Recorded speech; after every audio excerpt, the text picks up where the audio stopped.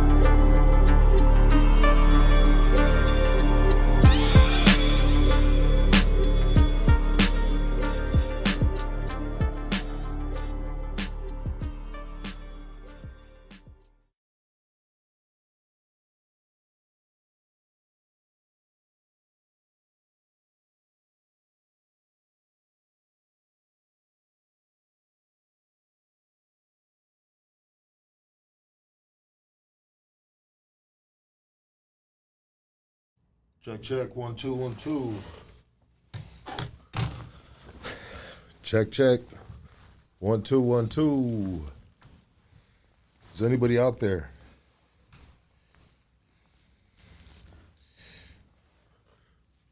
Check.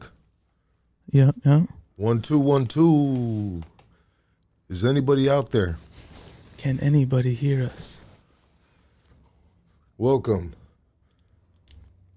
to Earth's simulation. Earth stocks. Earth Stocks. Plant-based podcast.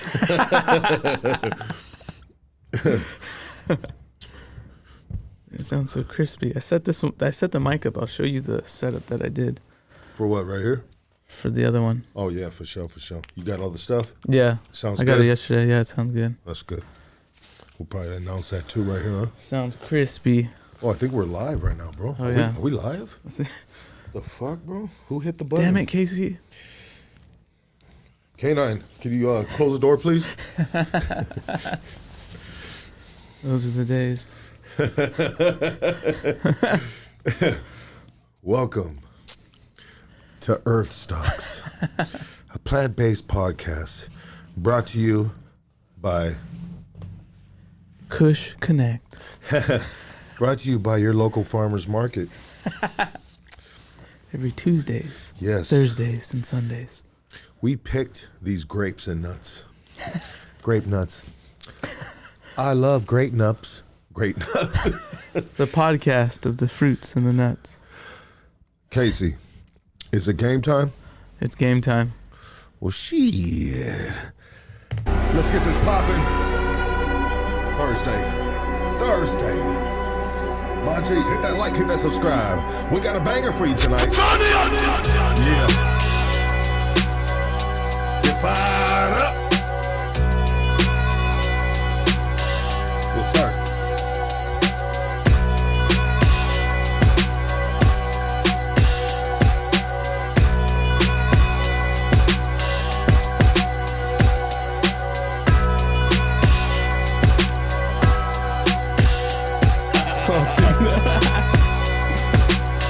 Should we read that? Julio?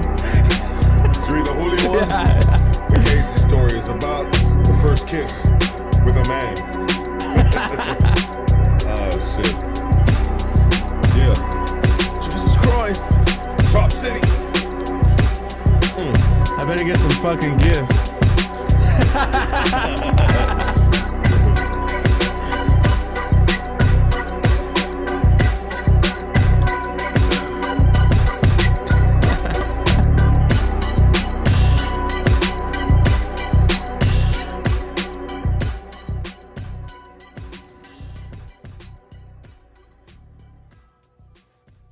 Welcome to Hood Stocks, everybody. Appreciate everybody tuning in on a Thursday early evening. I'd like you guys to hit, if you guys get a chance, man, hit the notification bell for everything on Hoodstocks. I was going through the analytics. Me and Casey are just trying to square the channel away right now. And so there's a percentage in the analytics in regards to how many people has the notification bell across the channel, and the percentage is like we are below average in regards to other channels. So in order for us to grow, we need to be above average.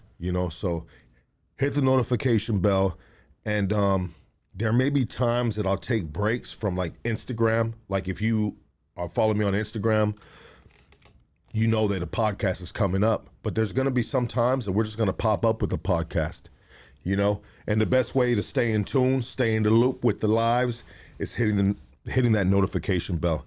I want to give a big shout out to our channel members. I love you guys so much, man. I appreciate you so much. Yeah, it's $10 a month, but you know what I mean? If we're streaming 3-4 times out the week, I think it makes sense. And it's worth supporting your favorite podcast for $10 a month, because we get the Netflix. I mean, we spend money all over the place. So why not put it within the community, right? We're unlike Netflix. We're not raising our subscription price. No. I mean, yeah, no. We're gonna leave it at $10, and and anything that I can do for you guys, just leave me a comment, within one of the posts of the channel members, and I got you guys, dog. Whatever I can do, whatever you suggest. They want plucky official tweezers. Yeah. Good thing those things don't exist, sir. We're gonna make them exist, along with the penis pumps and the Casey creeper gloves. I mean, we can really have a lot of what do they call them? Those type of novelty items. I think with the guest that we were talking about earlier, he could probably definitely get us in the right realm with that. Oh, real shit? Yes. Okay. Yes, 1,000%. Yeah, he was telling me a lot of stuff about himself. Yeah. And so we'll explore those conversations. Yeah. I mean?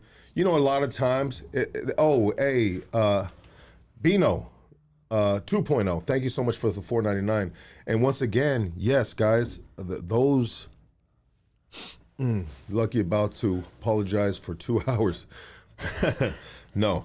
But hey, shout out to me for apologizing and knowing when, I'm slipping and sliding and stuff like that. A lot of guys don't do that, bro. You know what I mean? But hey, I'm a flawed person, bro. And it is what it is. And once again, you guys were small, but we're strong, right? Any donations, all donations are highly appreciated and accepted, and thank you so much ahead of time.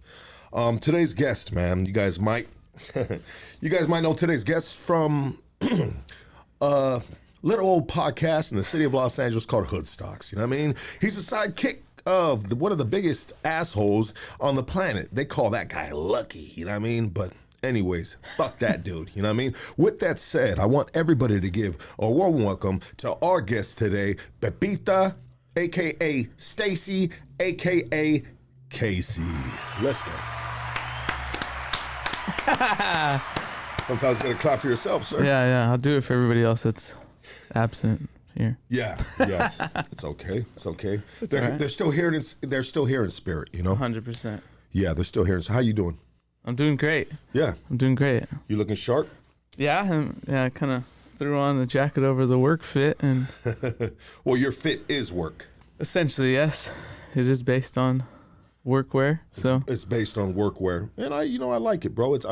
I was thinking about when you just were leaving to Hawaii recently on your honeymoon, which we'll get into that story. Yeah. But I want to throw this out there. I was thinking about, because you told me, oh man, I got to pack and stuff like that. And I thought about it, was like, it's probably not very hard for this guy to pack.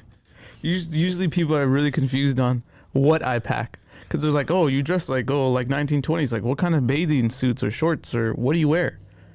And I always tell them I wear the striped swimmer's outfit. And I pose like this. Everywhere I go, I'm like, Yeah, yeah, makes sense. But yeah, people are really confused. I mean, I'd say there'd be probably about 4 pairs of Dickie pants, 4 white T-shirts, Yeah. 1 cardigan. Yeah, that's pretty much lined up. Plenty hats, cardigan, couple shirts, red cap shirt, Yeah, and red caps. I mean, you wear the red cap pants. You don't wear the Dickie pants, right? no, I wear the Dickie pants. I wear the red cap shirts. Okay. I don't like the flap on the Dickie shirt, Okay. and they don't really have many colors, so you really stuck with 4 colors, really. Well, you're the one that kind of introduced me to the red cap, bro. Yeah, fire. You Yeah. still rock them? I mean, I got some. I'm not a big fan of colored shirts. And the reason why is this. It's simple. It's very simple, bro. The older I've gotten, Yeah. the unhealthier I've gotten, the more I've abused my body with alcohol, the shorter my neck has gotten. You feel what I'm saying? Yeah. You know, like let me stretch my neck out. But I think I'm getting a little better, even though I did some burpees and the video shows that I am still overweight. And that's keto. But anyways, as you get older and if the neck shrinks, if your chin gets closer to your motherfucking chest, you feel me? Shoulders get closer to the ears. Yeah. The last thing you want to wear is a fucking collared shirt, bro. I understand that. You feel what I'm keep saying? it all in. Because it's just like a collared shirt and then just a fat face sticking out of it, bro. Yeah. You know? No, I'm Just doesn't I'm look laughing. right, bro. Yeah, I'm laughing. I'm thinking of Nick right now. Shout out to Nick. Roulette Love Pretty. you, Nick. Yeah. But yeah, no, yeah, I completely agree with that. I mean, I think I may stay this whole size my whole life. I think this is full grown me. So How do you feel about that, bro? That is full grown you. I don't know, man. I think like the heaviest I've ever weighed is probably like 160. 160. Maybe I'm hitting like 165 probably.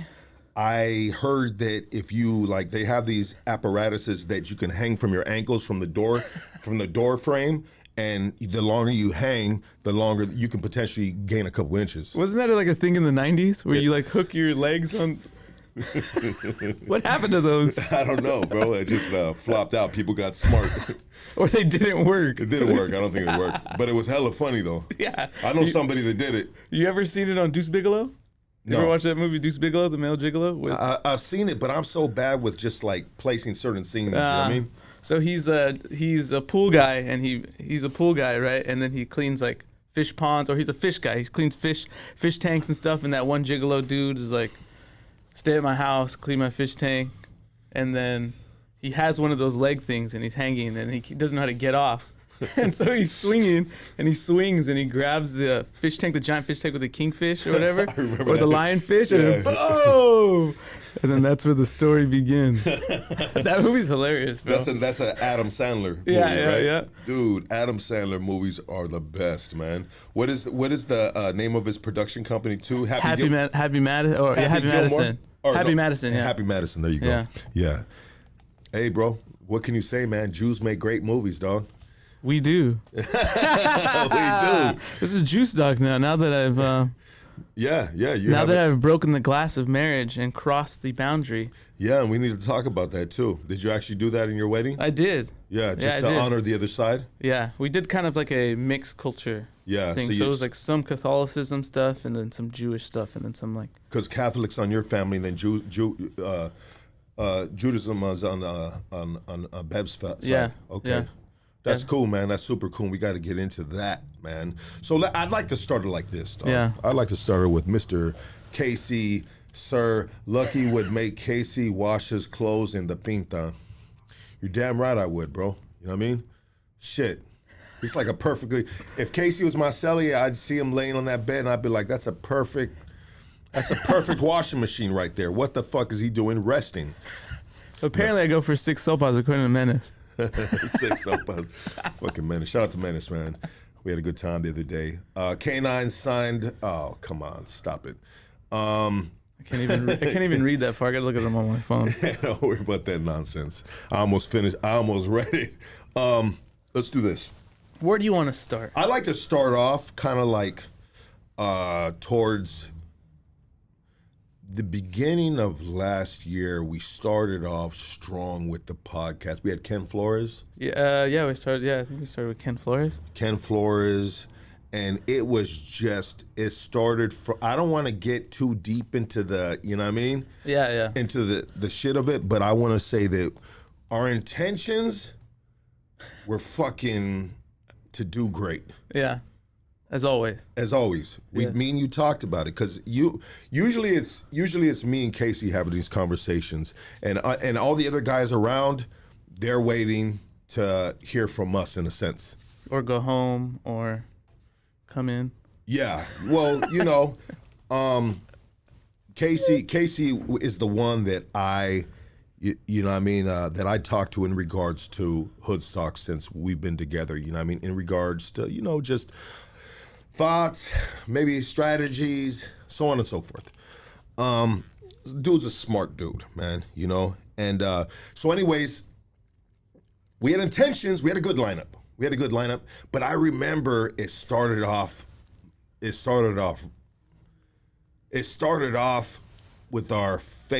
my face in a fucking dollar bill, and with our first guest. Yeah, I think there's still a clip where you see it getting passed in. Probably like in the middle, I think. Yeah, so it started off with an implosion of just too much shit, man. Too much excitement? Do you think it stemmed from excitement?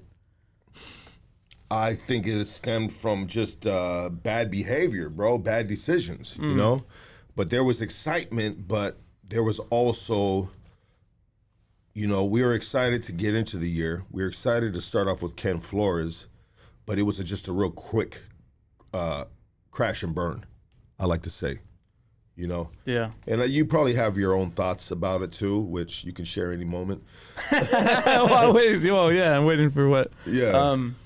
Yeah, I think we started off great. Ken was hilarious, and then unfortunately he went to the hospital a couple days after. Yeah. Remember that? Yeah, he almost died, bro. Yeah, he almost died after we were kind of asking him questions about his health and stuff.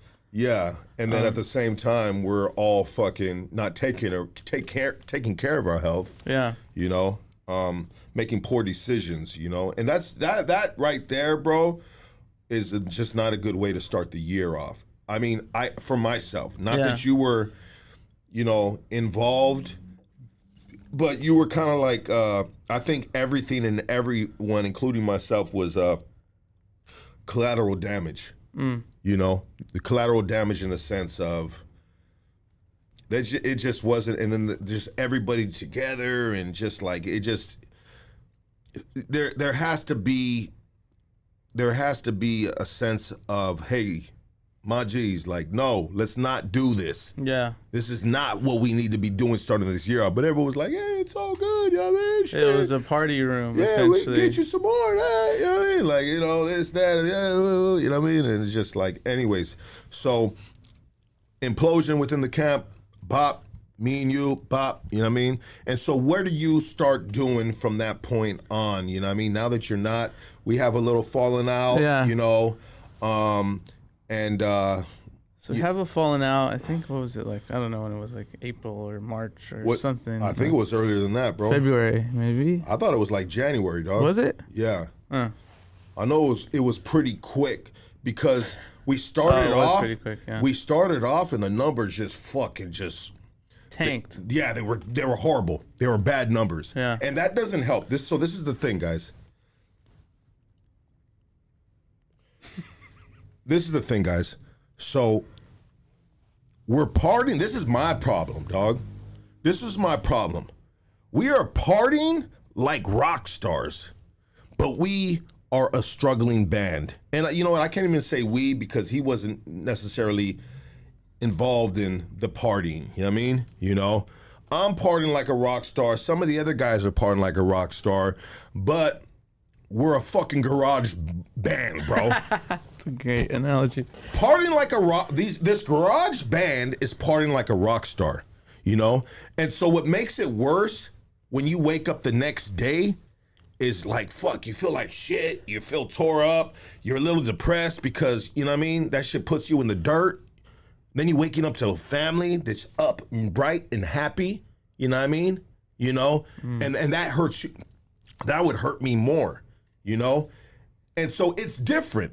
Like if the money's flowing in and we are actually rock stars, then shit, we live in that rock star life and it's all good, baby. But we're a garage band partying like rock stars. We're like, I have no business.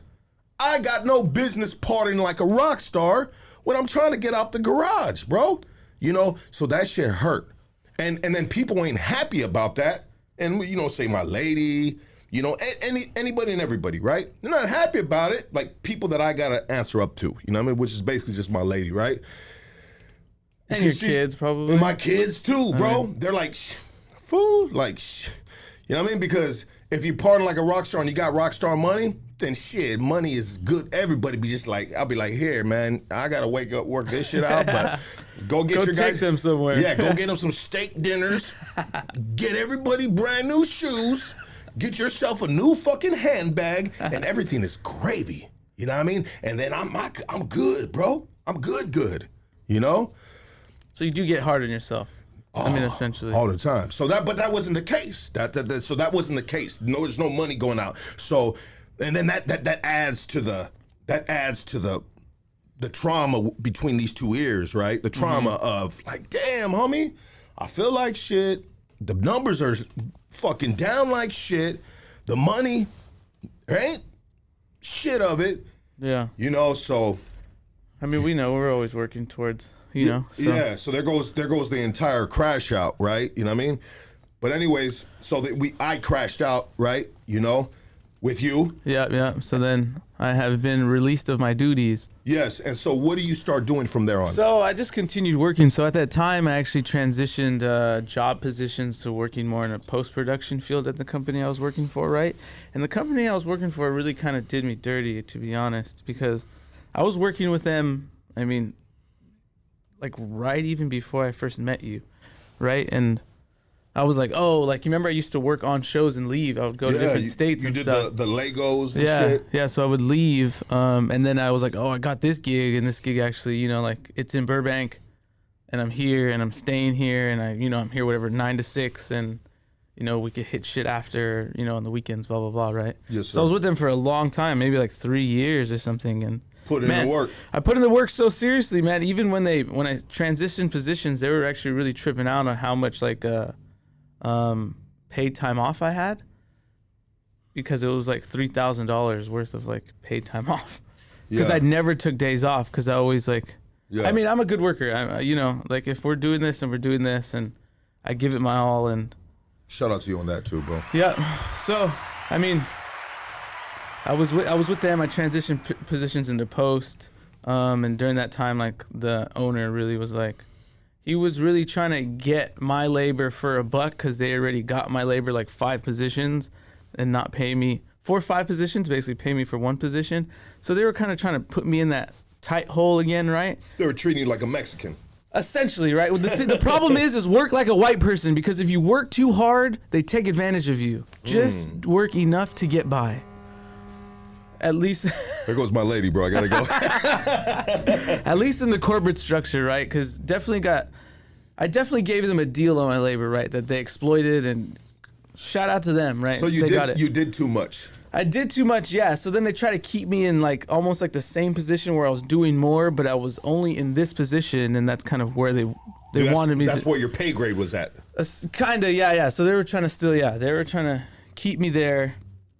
And I was like, no, that's not even the job. The job is everybody's remote, and like I'm gonna go remote too. Like, you know, like let's do it. And they weren't having that. So essentially I worked my rest of my days out there until like March.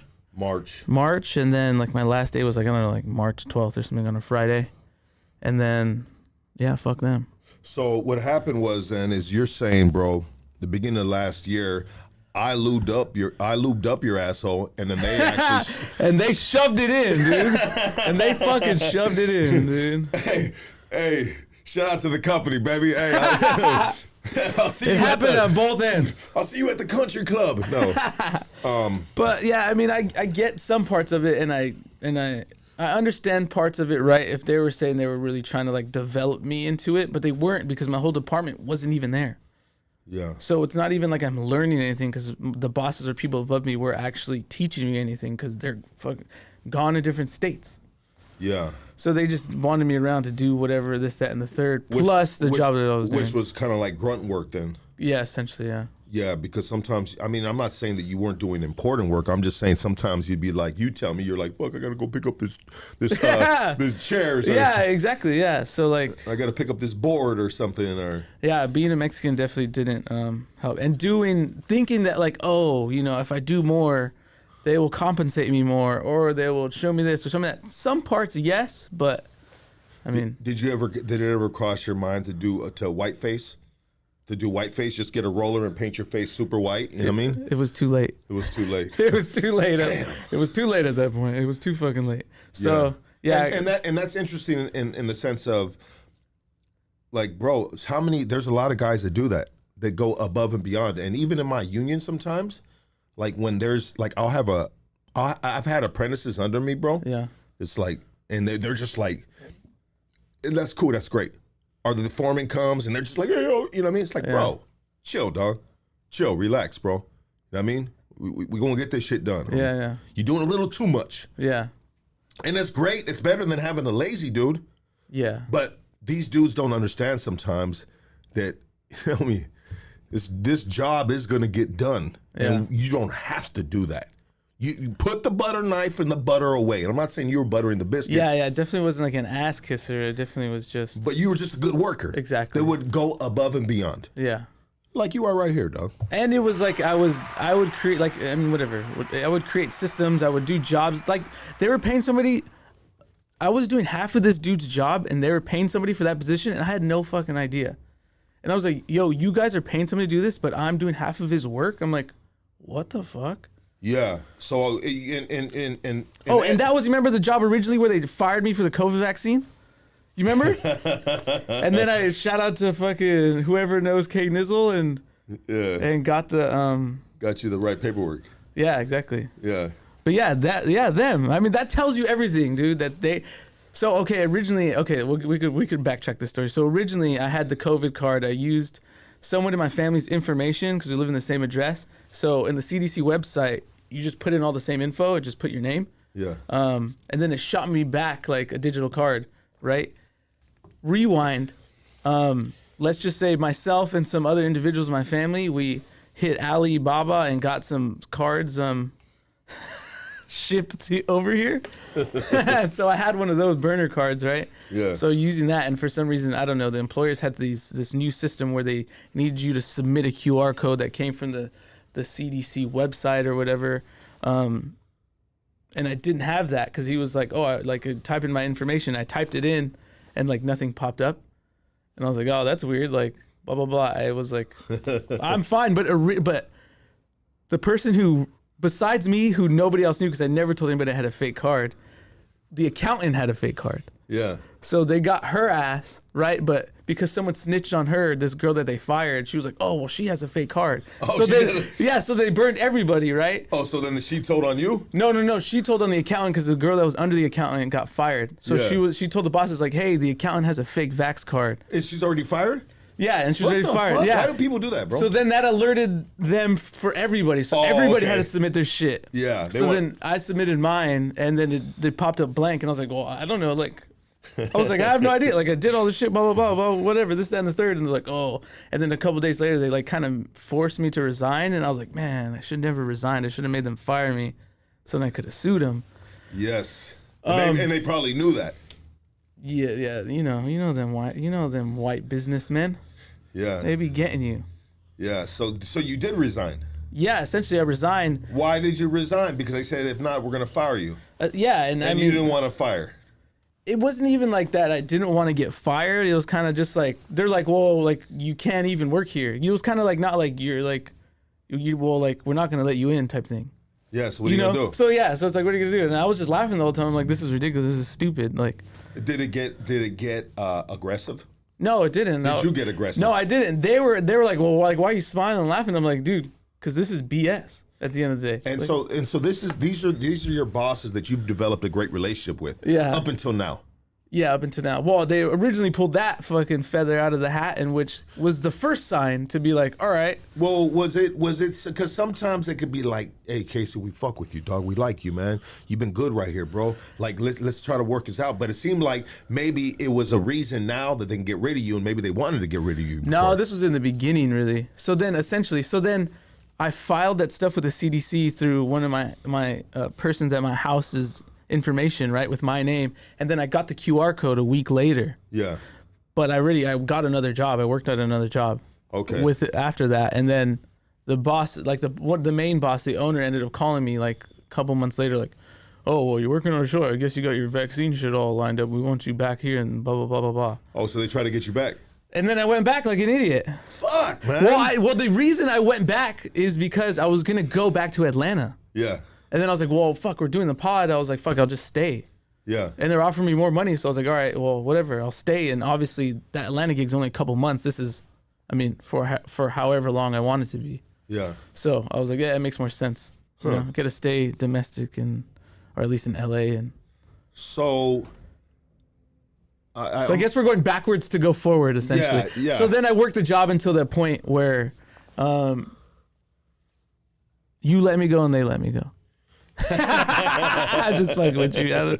It's all good, but so we're there. Then immediately the next day, my fiance at the time and I would go to Yosemite for like 4 days.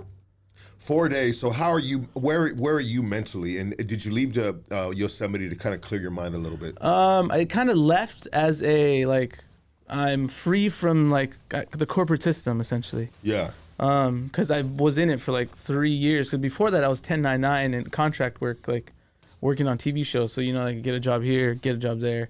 So let me ask you a question. And before we talk about your going to Yosemite, because I think that's an awesome thing to do. You haven't worked for the industry since. Yeah, I haven't since. And do you... Because it's down 60-something%, there's actually no jobs. Okay, so being the fact that Trump is in office, it's probably going to get back up, right? He's not like a god of all. A god of all? Of all like industries. So I actually don't know the reason why the networks are not buying shows. I don't know. I mean, maybe they were waiting for the presidency. That could be a thing. But I mean, since Trump won, I don't know. I mean, it didn't make a difference if they waited or not because he still won. And well, if they're expecting shit to go bad. No, I hear what you're saying. But I think that's across the board, bro. Like a lot of people, there's people that like in my field, building buildings. Yeah. You know, they had to wait, bro. A lot of people want to wait and see what's coming to the next administration. Yeah. So I think that makes sense. Yeah. So I think that the industry will go back up. So say the industry does go back up, would it be something that you'd be inclined to go back to, work in the industry? Only if it was remote work, I think. Remote, is that at home or something? Yeah. Okay.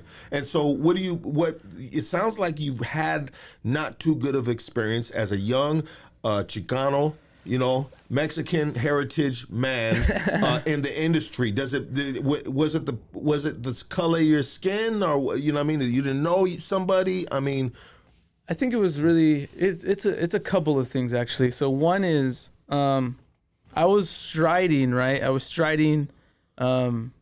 got into the industry, worked my way up, and then what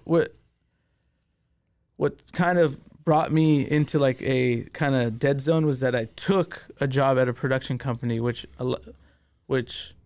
allowed me to work there and learn all that stuff. But in the outside work, essentially, like my name got like, you know, diminished because I wasn't working in the field. So if I were to I transition to the field now, all the contacts that I have now are either like doing other things or don't work in a position or, you know, like this, that, and the other, right? I got you. Yeah. I got you. Like, so your network is no longer there. Exactly, yeah. So my network has diminished, so that's kind of how it works, Hollywood. Okay, so you go to Yosemite to just kind of get away. Well, because like I told you, I never really took the vacation there at all. Yeah. I had so much paid time, like they were like, yo, what the fuck? Did you get that $3,000? Yeah. Okay, so you go to Yosemite, you and Bev go to Yosemite, and you know self-drive the whole way there. Self-drive in the Tesla. Self-drove all the way up the mountain at night. Is that right? Were Perfect. You, it was fine. And you trusted Elon Musk to get you there without incident. I trusted him, and it got me there without incident. I could tell you. When you got effortlessly. when you got to the top of that mountain, trusting Elon Musk, did you do a Heil Hitler salute? I did. My heart goes out to all of you. Salute. He's just such an idiot, bro. He's like a goofy dude. I fuck with Elon Musk, bro, but that bro right there, he's out of line. He's just goofy as fuck for that shit, bro. My heart goes out to everyone. That's what it is. No, bro, that's a fucking Heil Hitler salute, Well, it bro. usually goes like you did it this way. Yeah. It usually goes like this way or this way. And how do you do it? Apparently, it goes the other way. You don't even want to Apparently, do it goes like this way. You don't want me to clip it, huh? Well, Menace rating. I just got you. Menace maybe do the other podcast. Yeah, but you didn't have the camera on you. You were in I did have control. the camera on me. Oh, did you? Yeah. Okay. Yeah, I did. Someone said you drove an electric bike all the way up to Yosemite. No, hell no. It was freezing up there. I mean, it was cool. Yeah. So, Bev's never went camping before, so that was exciting. I got the reservations at Camp 4. If you know Yosemite, you gotta like reserve spots, either for camping or like camping in cabins and stuff that they have up there. So she's never been camping before. Never, no. Did you go out to take a piss and then run back inside with your dick in your hand and said, "A snake just bit me"? No. But what I did, I ended up buying like an air mattress. Okay. I bought an air mattress. Congratulations. Yeah, I bought an air mattress for. Hold on. Air mattress, baby. Well, camping in Levels, a baby. tent. There's levels around It here. was like the 12-inch one too that you blow up, or like Damn, 14 fool. inches. So it was like you're high off the ground. Hell yeah, fool. So I inflated it in my car. I had like an inverter, so I inflated it, and it was funny because me and her were walking with the mattress like through the campsites. You have to walk like to your spot. Oh, so you had from the parking lot. Yeah, and these motherfuckers are like. Fucking hipsters. Yeah, I said these fucking losers right here, basically. They got an air mattress. Yeah, they got an air mattress. So we got a big tent, and I wouldn't give a fuck. I mean, if you are gonna be in the woods, bro, and technology is gonna provide you a fucking air mattress, bro, like what the fuck? Yeah, bro? it's just a piece of nylon between you and the outdoors. So I mean, yeah, like, hey. But they got those roll-out mats. There's different things, you know. Yeah, the blow-up ones, but those really like you're really roughing it. Yeah, 100%. Yeah. But at the end of the day, think about it. If you go camping, bro, and you don't want a rough night. You don't want to wake up and be like, fuck. After hiking and stuff all day. Yeah, you don't want to wake up in the morning and just feel miserable. Like, I need to get the fuck out of this bitch. Let's go home, you know? Yeah. No, you want to wake up and feel refreshed. So whatever that takes, if it's an air mattress. But yeah, so people were fucking giving you the side eye. Yeah, people were giving us the side eye. Disappointed in us. Yeah. They were disappointed in us is the word. But hey, it is what it is. It's pretty. Yosemite's all built out. Everything's paved and everything's nice. They have like one of Bev's friends actually works at the lodge there, so she got us like free breakfast tickets. So we had like free breakfast at the lodge every day, which was cool. How many days you stay? We're there for like 4 days. It's not. Would that be 3 nights, 4 days? Yeah, we got there 1, 2. Yeah, I guess 3 nights, 4 days. Yeah. Do you think that's a perfect time to stay out there for people that want to go out there? Yeah, probably like 4 days is good. 3 days. It really. Just do the easy hikes first, and if you're serious, you could do the bigger hikes. Yeah. But we did mostly all the easy hikes. I've been there maybe like 4 times in my life. So, one time I went there, I used to have a Land Rover, and we drove up there in like the middle of January. Yeah. And we just pitched the tent in the snow. Yeah, you and your boyfriend at the time. Fuck you, dude. Pitch a tent, huh? I'm fucking with you. No, I know. So that's cool. Adventures like that is cool, bro. So it was also give you clarity, right? I mean, I would say 100% really got my mind in nature, was able to be out there, get some fresh air, hit a cold plunge in the cold like water there, kind of, like wash it all away. I want to get an ice box, bro, or a cold plunge, some type of thing, bro. Yeah. Yeah. I hear that shit is just like amazing. You know what I mean? I think Dr. Pompa, who I follow on Instagram, he says now you just only have to do one body part. You don't have to do the whole thing. So you could just do the head, or you could just do like an arm, or you could just do. One body part. Yeah. So you don't got to do the whole cold plunge. You don't have to. So I can stick a toe in there then. No, one I body think that part. may be too small. Maybe like your foot and your leg, but like you don't have to do the whole. And you still get the same benefits. Yeah. And what are the benefits? It's take down inflammation. I think it's like heal your body. I don't know if it essentially heals your body. that's a little too much science for me. But I know it also could have adverse effects, and it could actually put you in shock for a while and actually hurt your joints. Yeah. So we went to this place called Pause Studios, and that's kind of like a sauna cold plunge room. Yeah. Right, and that one's like in, I don't know, Studio City or whatever. Wait, so it's in Studio City. They probably have some more Random around here. all over the place, yeah. But because they're all popping up everywhere. Yeah, I have to check it out. Yeah, on that Rob was Maps. cool. It was the sauna though is the infrared one, so it's not like the hot rocks one, which Okay. is better because it gets hotter. Yeah. But the cold plunge was like freezing cold, dude. My hands like hurt like for like 3 days after, and Bev's hands hurt for like a whole week after. Oh, from the coldness? Yeah, from the coldness. Well, she was in there like, dude, she hit it like a champ. She did it for like almost like 4 minutes. She beat me, bro. I fucking did like 30 seconds in the first time, and then I built it up. But I personally, I can't deal with the cold. Like the cold just always has been like bad for my body. So what does that tell? have anemia. What does that tell you about Bev? She has thicker skin. She has thicker skin. That's it. Okay. Yeah. She does though. Look at like my skin's all stretchy, bro. Yeah. Look at this. Uh-huh. You see this?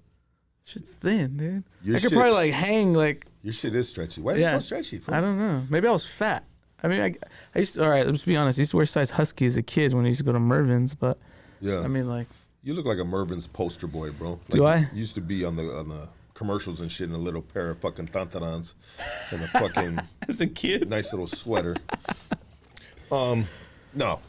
So So we get back to Yosemite, right? We get Yeah. back to Yosemite, and at that time we were in Yosemite. I was trying to see any signs of bears. I brought honey and I squeezed it around places.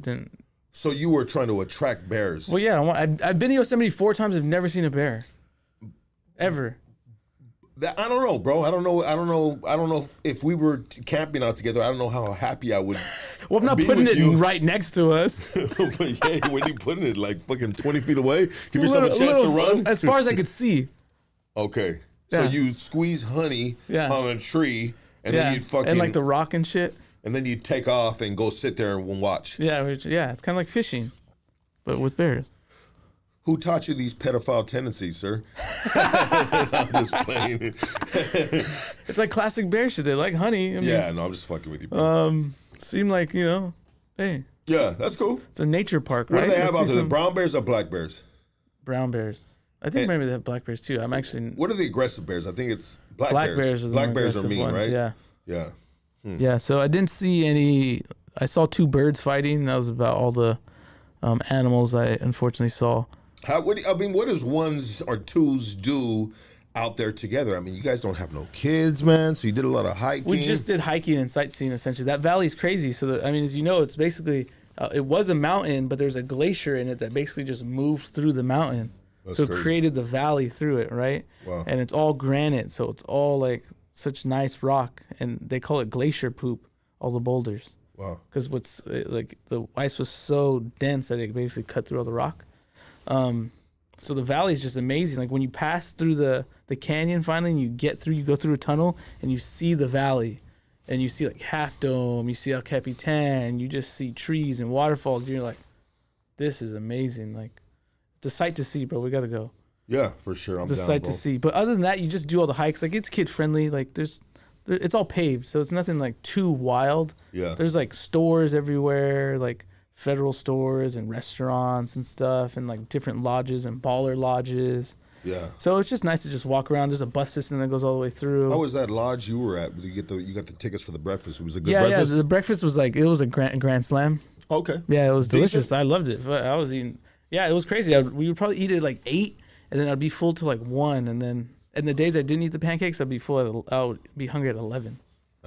Which is just random, but Well, pancakes hold you over. yeah. So we were there just walking, hitting hikes. Once it gets dark, we'd go back and cook, and we hit the bar a couple of times, got some drinks. Yeah. Since her friend worked out there, we were hanging out with some of like the workers and stuff too, and just went back to our tent and camped and That's cool. just hit the griddles, hit the bonfire, and You able watch to do, the stars. You able to do all that, huh? Yeah, so each camping spot has like it's like for 3 or 4, and then it has like bear boxes to put your coolers and food in, the bear boxes, and then it has like 1 or 2 fire pits. Still thinking about you with that honey, bro. Bro, you gotta do it. And then I'd be kind of pissed off too, bro, because I'll be just like, what's this fool putting the fucking honey right next to our campsite? And then he runs all the way over there and he's watching with the binoculars and shit. I'm like, this fool trying to get the whole family fucked up. Little man with the honey? No. Essentially, though, but don't try it at home. Yeah. Don't try it at home. So as that's also happening, our new apartment is getting ready for us to move in. Yeah. In the same area that we live in. Like the landlord owns like 4 houses right there. So okay. We had that little small house originally, and then we moved to like a 1-bedroom apartment. So that was when we got home, we were able to move in. So we moved in.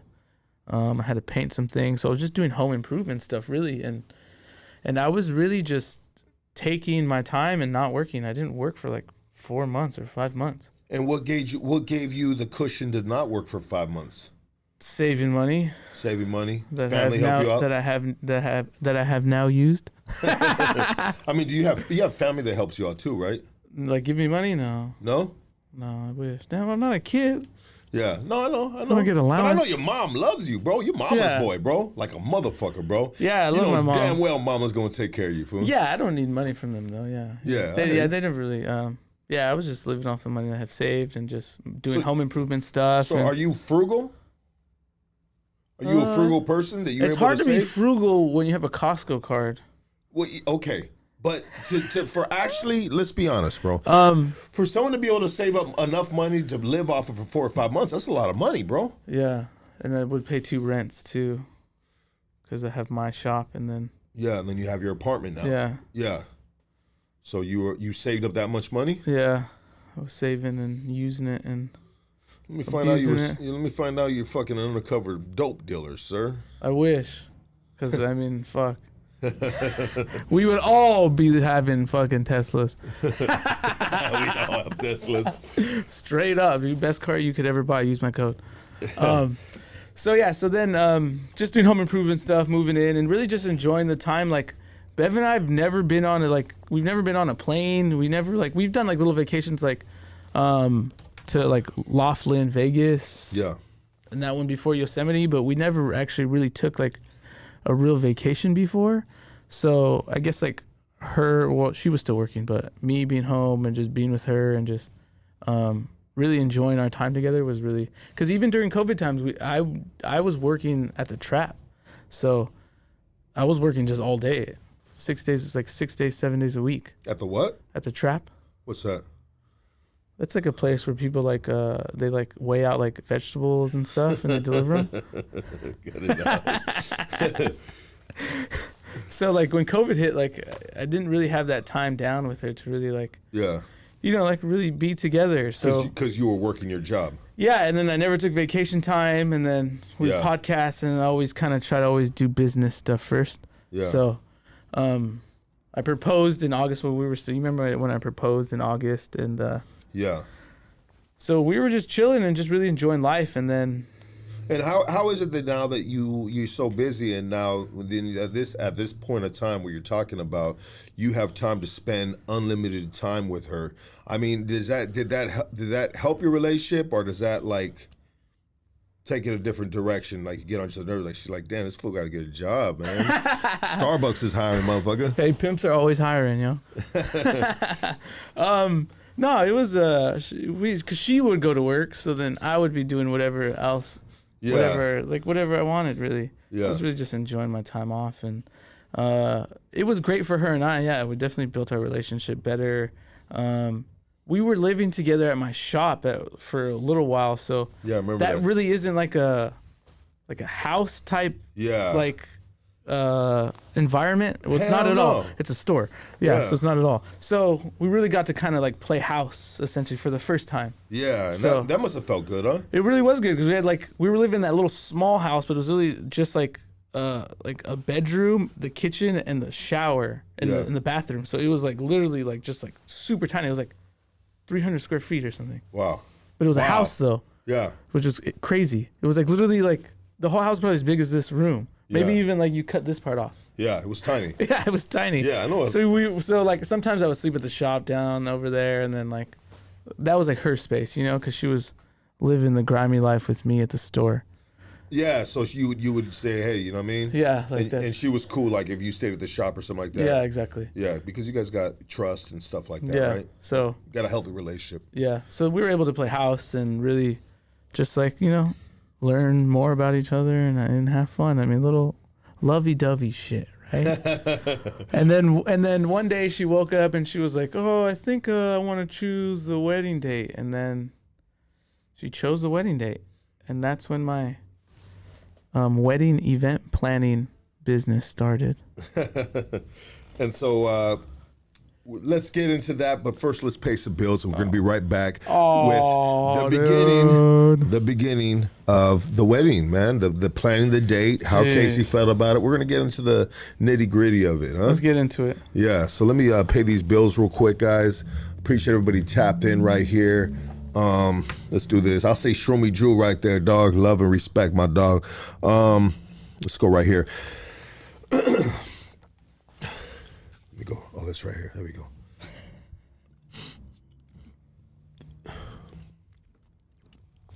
Shockerwear. It's more than streetwear. It's culture, lifestyle of individuality, and self-expression through clothes. I want you guys to go to shockerwear.com. Use HoodStocks15. Get yourself 15% off. Looking for some good quality cannabis? I mean, killer quality cannabis. Hip the folks at Killakush. They specialize in bringing you the OG too exotic, and maybe they got it all.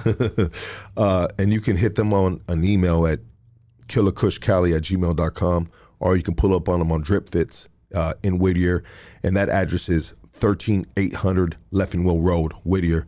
Calling all bakers and chefs. Upgrade your kitchen with Origin Bakery restaurant equipment. Or they sell you new and used commercial restaurant equipment. Okay, they are located in South Omani, and their phone number is 626-579-3580. All right, we're sponsored by Kush Connect. Kush Connect is a delivery service that will take it to you anywhere, anytime. Call 747-213-0704. Hey, you ready to raise up? You ready to get out that apartment? This is my guy right here at Prime Equity Mortgage. His name is Andrew. Call him right now, and for free, he will let you know if you qualify to buy a home. His phone number is 626-825-6565. You ready for some new jewelry? Tax season's here. D. Leo the jeweler, man. His phone number is 323-899-0001. Rottweiler Mafia. We're sponsored by Rottweiler Mafia. You ready to get yourself a Rottie? Shit, mine's going to come in like a week or so. You ready to join the Rottweiler Mafia? Best Rottweilers, best Rottweiler breeder in the United States. Call my dog Rico right here. His number is 424-666-9929. You need a criminal defense attorney? Call my guy Doug Sherrod at KingKongLawyer.com. You like to buy one of these hats right here? Go to www.50racks.com. Let's get back right here with Casey, man. That was perfect. Wait, hold on. I got one right here, bro. Hold on. Wait, no, hold on. I don't think. Oh, I think I resetted them, bro. Yeah, I think you reset them. Because all the old ones are on. Yeah, I reset on the one that I'm using. Yes. I hit it. I hit the buttons. I hit the Roadcaster buttons on the one that you let me use. Oh yeah. And they were all on there. Oh, that's right. Yeah, they're all on that one. There you go. Are you keeping them? Are you gonna keep some of them or what? Yeah. Keep a couple of them. And the other one's like titty car wash. I was laughing at that. Hey, we're excited, man. Hey, shout out to David Velasquez, man. Shout out to my dog, David Velasquez, man. We love you, my dog. Shout out to my boy, Rated R, man. Shout out to Tussin Entertainment, baby. Shout out to Julio. Pop, who else we got right here? Shout out to Rated R. I said that already, right? Love and respect to everybody. Hey, what's up, my boy? Hope you well. The boy's been wanting to buy more merch from you. He slangs them to their little white kids. I got you, David. I got you, dog. Love to the family, bro. Wow, Lucky can't read and stop breathing in the mic. Yeah, you were struggling right there. Was I? A little bit. Yeah, might have. What happened? Nah, I wanna. What I did on those ads is I just chop them down. Oh, okay. I chopped them down, guys. Let me put it right here. Yeah. So what I did on the ads is I just chopped them down. Oh, okay. They were long. A lot of these ads are long. And so while I looked at them, I said, let's just get straight to the point, you know? And so what I got to do is I got to come back to these ads right here, and I have to just like put them right. But I can read, bro. You guys know I can read, dog. You know how I shoot this shit, dog. Shoot that shit. I'm trying to big myself up, but I pride myself in being a good reader, dog. Yeah. I promise you, dog. Yeah. Like anything that I can be good with my kids, bro, as a father, is they like it when I read to them. And I don't do it often as much as the mom does it because mom is there to hold that side of the fort down. Yeah. You know what I mean? While I go out and get the bread and the butter and the peanut butter and the jelly for the family. You know what I mean? I've actually, if I could be honest with you, I've been reading like little short stories to like my unborn child in the womb. That's dope, bro. Yeah. That's super dope. And we're going to get into that. Yeah. So we are at the point, 99 cents.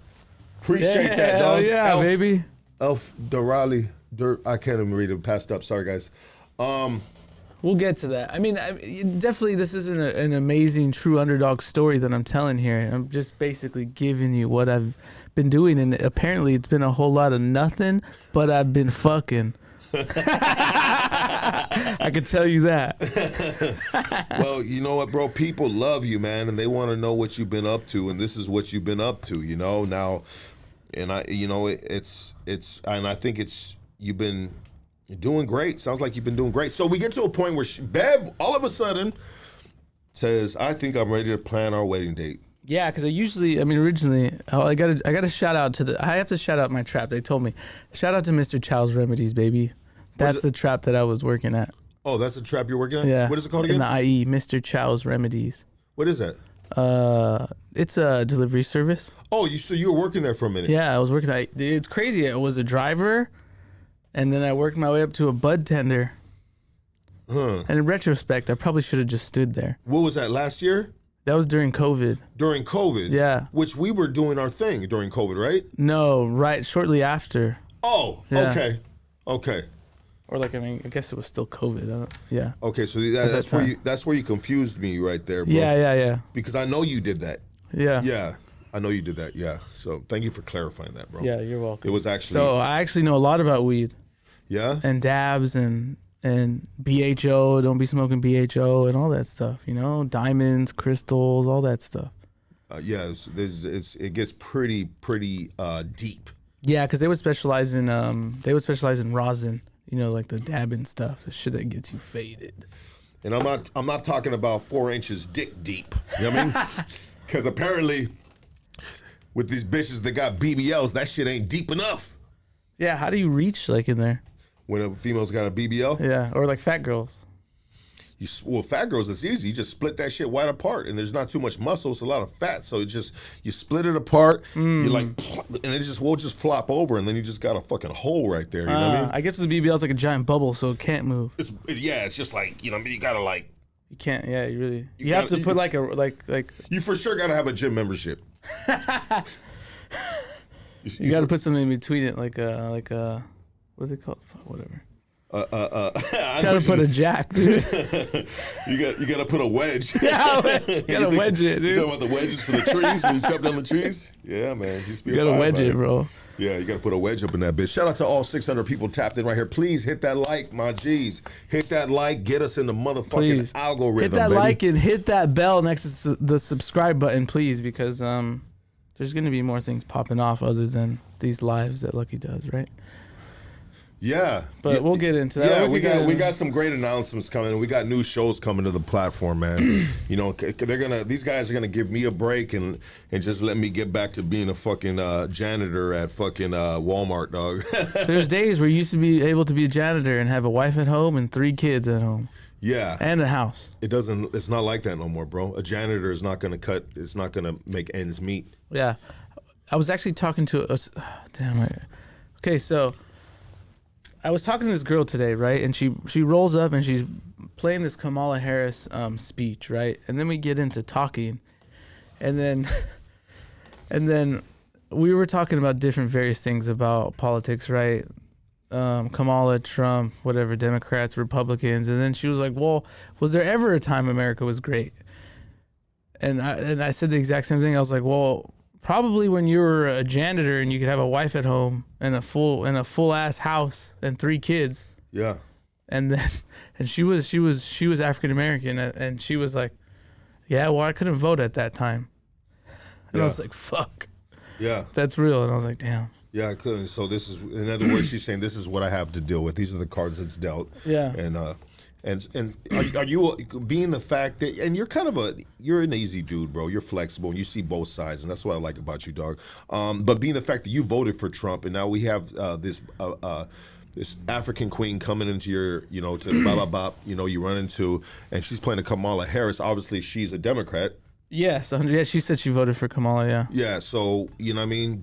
Is there any, initially there was some tension, right? Initially there was after that, like in the beginning, right? Because I was like, well, she was like, can you believe like he rolled back all these DEI programs, right? And I was like, I kind of like that. I mean, we could get into it, but I don't want to get into it, bro. But I kind of like it, bro. That we're not gonna be playing these games about people that want fucking, oh, look at me, poor me, this and that. Like, nah, bro. On merit, you got the skills, you do the job, bro. We ain't doing no favors no more, bro. I mean, but I know it's deeper than that, bro. Yeah, it's deeper, and yeah, and her and I were basically having a discussion, right? So I mean, Trump essentially like passed the DEI for federal workers, right? So federal workers and whoever gets funding from the federal, from the feds, essentially have to cut out the DEI programs within 60 days, at least in the federal level, and a couple, a little bit longer. I like that he started off in the federal level. And then the day after, he also signed another executive order that killed something that, I have to look it up, but it kills environmental... some sort of environmental justice for minorities, and another thing that also affects minorities, right? And those two were kind of like, okay, those ones are kind of fucked up. So, if you were to align with what I guess maybe some of their party is wanting to do, make America healthy again, signing that executive order, which I'll tell you right now what it is, kind of goes against their goes against that policy a little bit, right? But essentially, I was just thinking about it. Her and I were talking, and basically what we were talking about was like they ran on Christian morals and Christian high ground. Yes. Yet to get the vote. Essentially, Trump. You're talking about Trump, right? Yeah, or the Republicans, or Trump, yeah. And signing this kind of, you could see it two ways, but signing this kind of goes against Christian values, as in treating everybody equally, and well, that is treating everybody equally. That's what I'm saying. You could do on the other part is merit and hard work, as what the Bible says will get you everything in God's grace, right? Bro, but also loving that neighbor. If a dude's lazy with a lazy eye, homie, you know what I mean? He shouldn't have a fucking position that, higher than someone that doesn't have a lazy eye, and it's, But we can't say that was all the positions that were always being filled by freaking video game people, fucking. Bro, I know. I think it's just a bunch of crybabies, dog. Yeah, I mean, I see both. I see it in the middle. I see it's like, I understand that you guys claim to be Christian, but then you guys are signing things against that actually helps people of marginalized. Well, this is what happens when you bring fucking religious beliefs and politics together. Exactly. Yeah. It's not gonna make sense. Yeah, they can't stand on that moral high ground and then be like, oh, but this, that, and the other, and and look the other way. But it makes sense when you need it. Trump did it like this. Trump said, God, thanks. I got it from here. Fucking exactly. That's exactly what fucking Trump happened. said, hey, God, I got it from here. That's literally exactly what it is. Like, that's like the perfect fucking, that's the perfect phrase for it. Like, seriously. That's the perfect phrase. We needed a timestamp that yeah, shit. That's the perfect phrase. 104. Dude. 104. That's the perfect phrase. But yeah, so we had that back and forth, and we were cool about it. I was like, yeah, I definitely see both sides. But initially it was getting a little heated, and she didn't know what side I was on at first too, because then she was trying to kind of come at me, and I'm like, and I was just like, yeah, I understand it. Like, there's things that they're gonna do bad, there's things they're gonna do good. That's on all sides. You can't be like, oh, this and oh, that. When it started getting a little, she started coming at you. Did you pull the thing like, hey, just let you know, my fiance is black?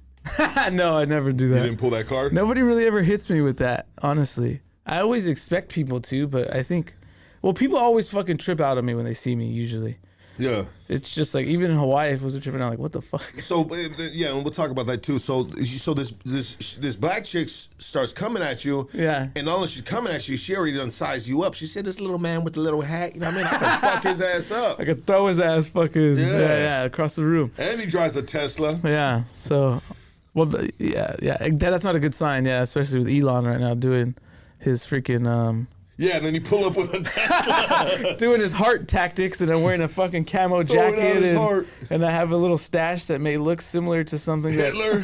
Yeah, there you go, bro. Yeah, you're showing. Yeah, I'm just a fucking target right now. Actually, I'm not even gonna go outside anymore. Fuck, thanks, Elon. But yeah, so that's we were just talking about that DEI stuff, and yeah, I mean it makes sense on merit based, but yeah, if we were to think about like the civil rights era and how all that stuff, like from her perspective, Yeah. and her reality, right, it makes 100% sense. Like this is fucked up because they had a fight to actually even get jobs, you know. Yeah. So I understand that part. Yeah.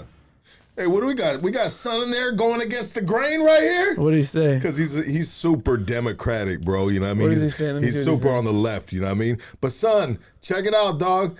You got to get at me on my fucking on my text message. Not on there, doggy. Not on there, bro. You know what I mean? We don't have you on there to tell me what's not funny, bro. Oh, All right? If you don't like it, bro, Son, let me know. We take you off as a moderator. You hear me, dog? People were saying that. This fucking guy, They bro. were saying Casey is Lucky's DEI hire. Right? That's so funny. No, but I actually had merit, so fuck y'all. Yeah, exactly. Exactly. But yeah, that was just a funny situation because you were talking about it, and I was like, dude, I actually just experienced this with this woman in my car. But it's hard to tell African American women, like, no, this is actually right because, I mean, their history is like, that's like basically the racism and the segregation was like Yeah. a real thing. Yeah, Like, no, for sure, So bro. it's hard to argue with them because it's like, they're like, like my grandparents lived this shit. Like it's real. Yeah, And it wasn't that long ago. It wasn't like it was 300 years ago, right? yeah. So, like you were saying, you see it all. And you know what? It's like this, bro. It's like this, guys. It's like this, audience. Bro, Hoodstocks is not a political fucking platform. We talk a lot of shit and we make a lot of unsensitive jokes, right? Yeah. You know, and that's what we've done since the beginning, guys. Don't come to us for the news. You know what I mean? Don't come to me for who you want to vote for. You know what I mean? God, I got it from here, dude. That's fucking that gold. shit's right hilarious, there. bro. Oh my God, Jesus Christ. What'd you think about the Luigi guy? Where he shot the healthcare CEO. Well, you know what? I want to talk about. I want to talk about. I want to talk about that, and I'll say this, bro. So, and I said it before. Willie Barcena said the funniest joke, bro. Willie Barcena said this. Willie Barcena, you know we love that dude, right? Willie Barcena says, man, I seen this Luigi guy shoot the healthcare worker, man. I was like, fuck, what the fuck's this world coming through? You know, we're fucking shooting the healthcare workers, right? And then he goes, but then I went to the comments.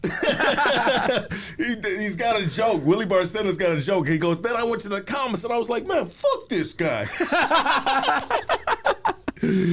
Oh, man. And honestly, bro, that is the absolute truth. A lot of us said, what the fuck is going on here? This fucking Luigi guy shot the healthcare worker. He's fucking, you know, he's well off. He's a rich fucking guy.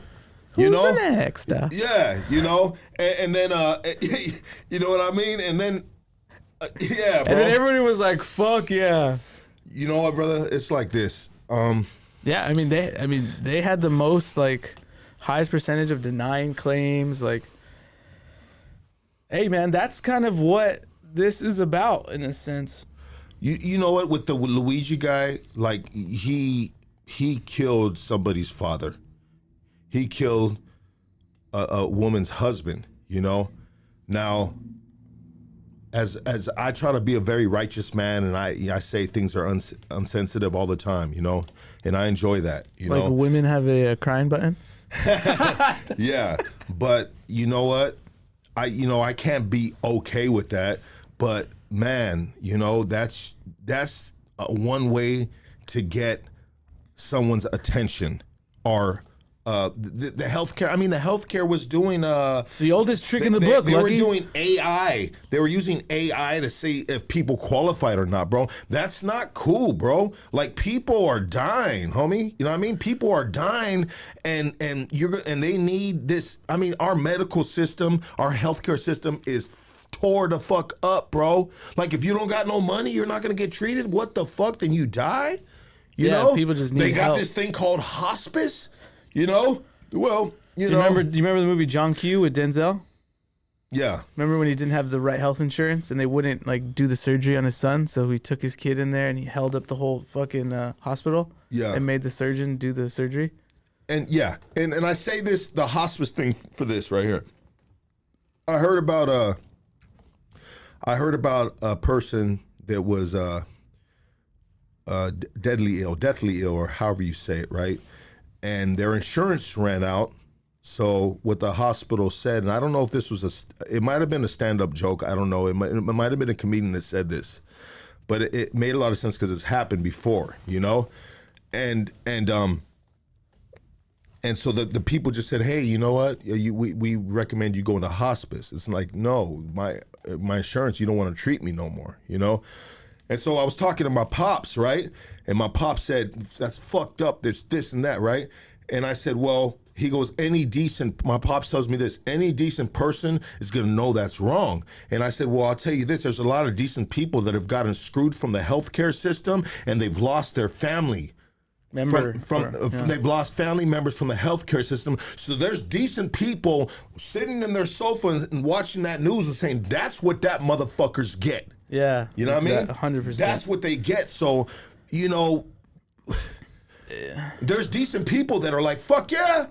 Yeah. About time somebody does something. Yeah, exactly. Right? Uncle Johnny, they denied him his fucking shit and now he's dead. Yeah. And that ruined their whole family. That was the father. That was a grandfather. That was a son. That was a husband. You feel what I'm saying? No, 100%. And that's right. That's so. It's right and it's wrong, but morally, I mean, like, come on, we're gonna let this fucking corporation tell us that we can't get or this, that, and the other fixed when they could just do it.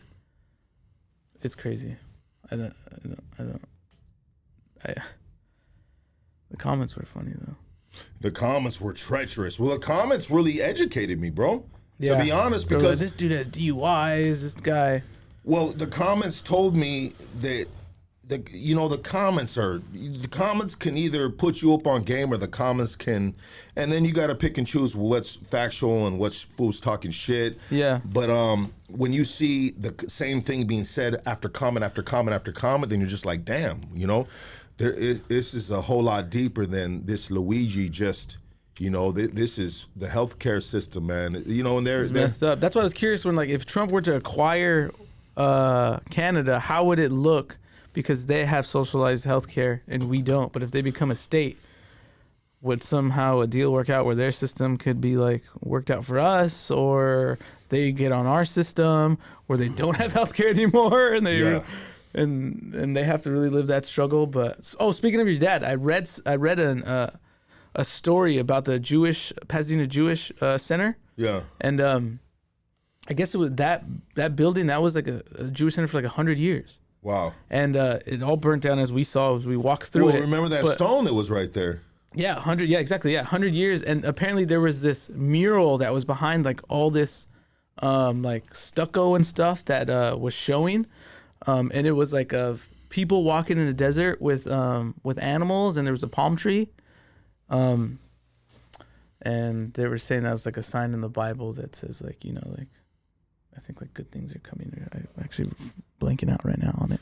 It's a sign. It's a sign in the Bible. Yeah, there was like a mural. There was the mural. They got peeled off. Yeah, they got peeled off. They got peeled off. They wasn't shown. Yeah. And being the fact that it's 100 years old, now since the fire, it peeled it off, or you can see this old mural. Yeah. And I was trying to think of like, fuck, where was that at? Because I was like, we looked at mostly everything, but we didn't look inside the building because we couldn't really get in there. Yeah. But yeah, I was just like, oh, that's crazy. I just saw that story. You know, when we were, I'll tell you off camera. I want to say something, but it's probably better to say off camera. But yeah, man, that shit was, you know, yeah. So my pops used to go to that temple right there in Pasadena. You know what I mean? And didn't you say he went there to help. Took Torahs out. Yeah, he went and helped take the Torahs out of there. Yeah, so that's what I was like, oh fuck, dude, that's crazy. My pops is a real Jew, bro. Like he's always like he's about it. He's a real Jew, but he's not a so there's different Jews, bro. There's certain Jews that walk around with the fucking with the sideburns and the hats, and those are like I forget how he calls them. They're called they're like an old school type of Jew, and then there's other Jews. There's different types of Jews, bro. You know what I mean? What kind of Jew are you? Yeah, right. Just add it to the other type of Jew, bro. You may be a new type of Jew. Yeah, it's written there will be ups and downs in this life, but if we're all headed towards chaos, the biggest war going on since the beginning of the time is good versus evil, flesh versus spirit. Jesus is the only way. Amen. David Reyes, thank you for that $10, and thank you for that message, sir. Yeah, strength and resilience essentially is what. Orthodox Jew. Thank you, Rated R. Thank you, Doggy. Orthodox. Yes, sir. And there's like Ashkenazi Jew and. I'm an Ashkenazi Jew, bro. You know what I mean? That's where my bloodline is, bro. You know what I mean? Anyways, let's not talk about all that, baby. Yeah, we just want to know. We just really want to know what kind of Jew you were, but you didn't answer the question, so. We're kind of like, I'm just like, just fucking. This fool does this when I'm trying to pivot and move from something. Lucky reads at a 3rd grade level. You motherfuckers, you. Lucky is a Jew, no sabo. What does that mean? I gotta get my English. Gotta get my Hebrew right. I gotta get my English Hebrew dictionary. Let me get my English Hebrew dictionary out, man. Puro hood stocks. Love you, guy. Lewis. Thank you, brother. Lux, I can't wait for K9's release. Yeah, man. Yeah, apparently it's like in June. We're gonna get Yeah, it's in June. Yeah, we're gonna give him his own show right here. In June. We're gonna give K9 his own show right here on Hood Stocks. Yo, that's my Uncle Johnny right there. $1.99. Is that really Johnny? Yeah, that's my Uncle Johnny right there. Yeah, thank you, Johnny, you cheap bastard. I'll just mess with you, bro. Thank you for the $1.99, man. Well, he's my uncle, but he's I think he's like 25 years old. Oh, is he? Yeah. Oh, damn. It'd be like that Yeah, sometimes. he married my aunt. It was a cougar. Let's go. Hey, he's married my aunt. Oh, man. Let's go, baby. Okay. Shout out to my Aunt Jackie. Shout out to Jackie. So I was sitting on my ass, basically, just not doing shit, just eating Takis and fucking hot Cheetos. Well, I think they're gonna take the Takis away, bro, because the red dye, bro. They're gonna go hard. That red dye is in the Takis. Everything red, gummy bears, everything red, bro. It's gone, bro. Yeah, I haven't really looked too deep into it because I know California already banned a certain color red in the state. So I don't know if that's the same red, but I mean the red doesn't make the flavor. Let's be honest. Those Takis could be any color. Just keep the flavor.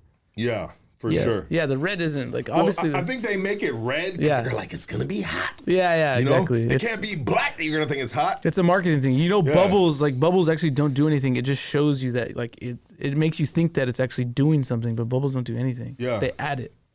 And it's crazy, the banning the red dye. You know what I mean? There's gonna be nothing but Crips everywhere now. There's gonna be blue. Sorry, guys. Hold on. No, hold on. That's not the one. I think it's yellow. Is it yellow? No, that's the. Damn, man. Maybe it's it's this one. No, fuck that one. Soft rock. No. Left. There you go. There it is. The turquoise. There's not going to be any more Bloods because they're banning the red dye.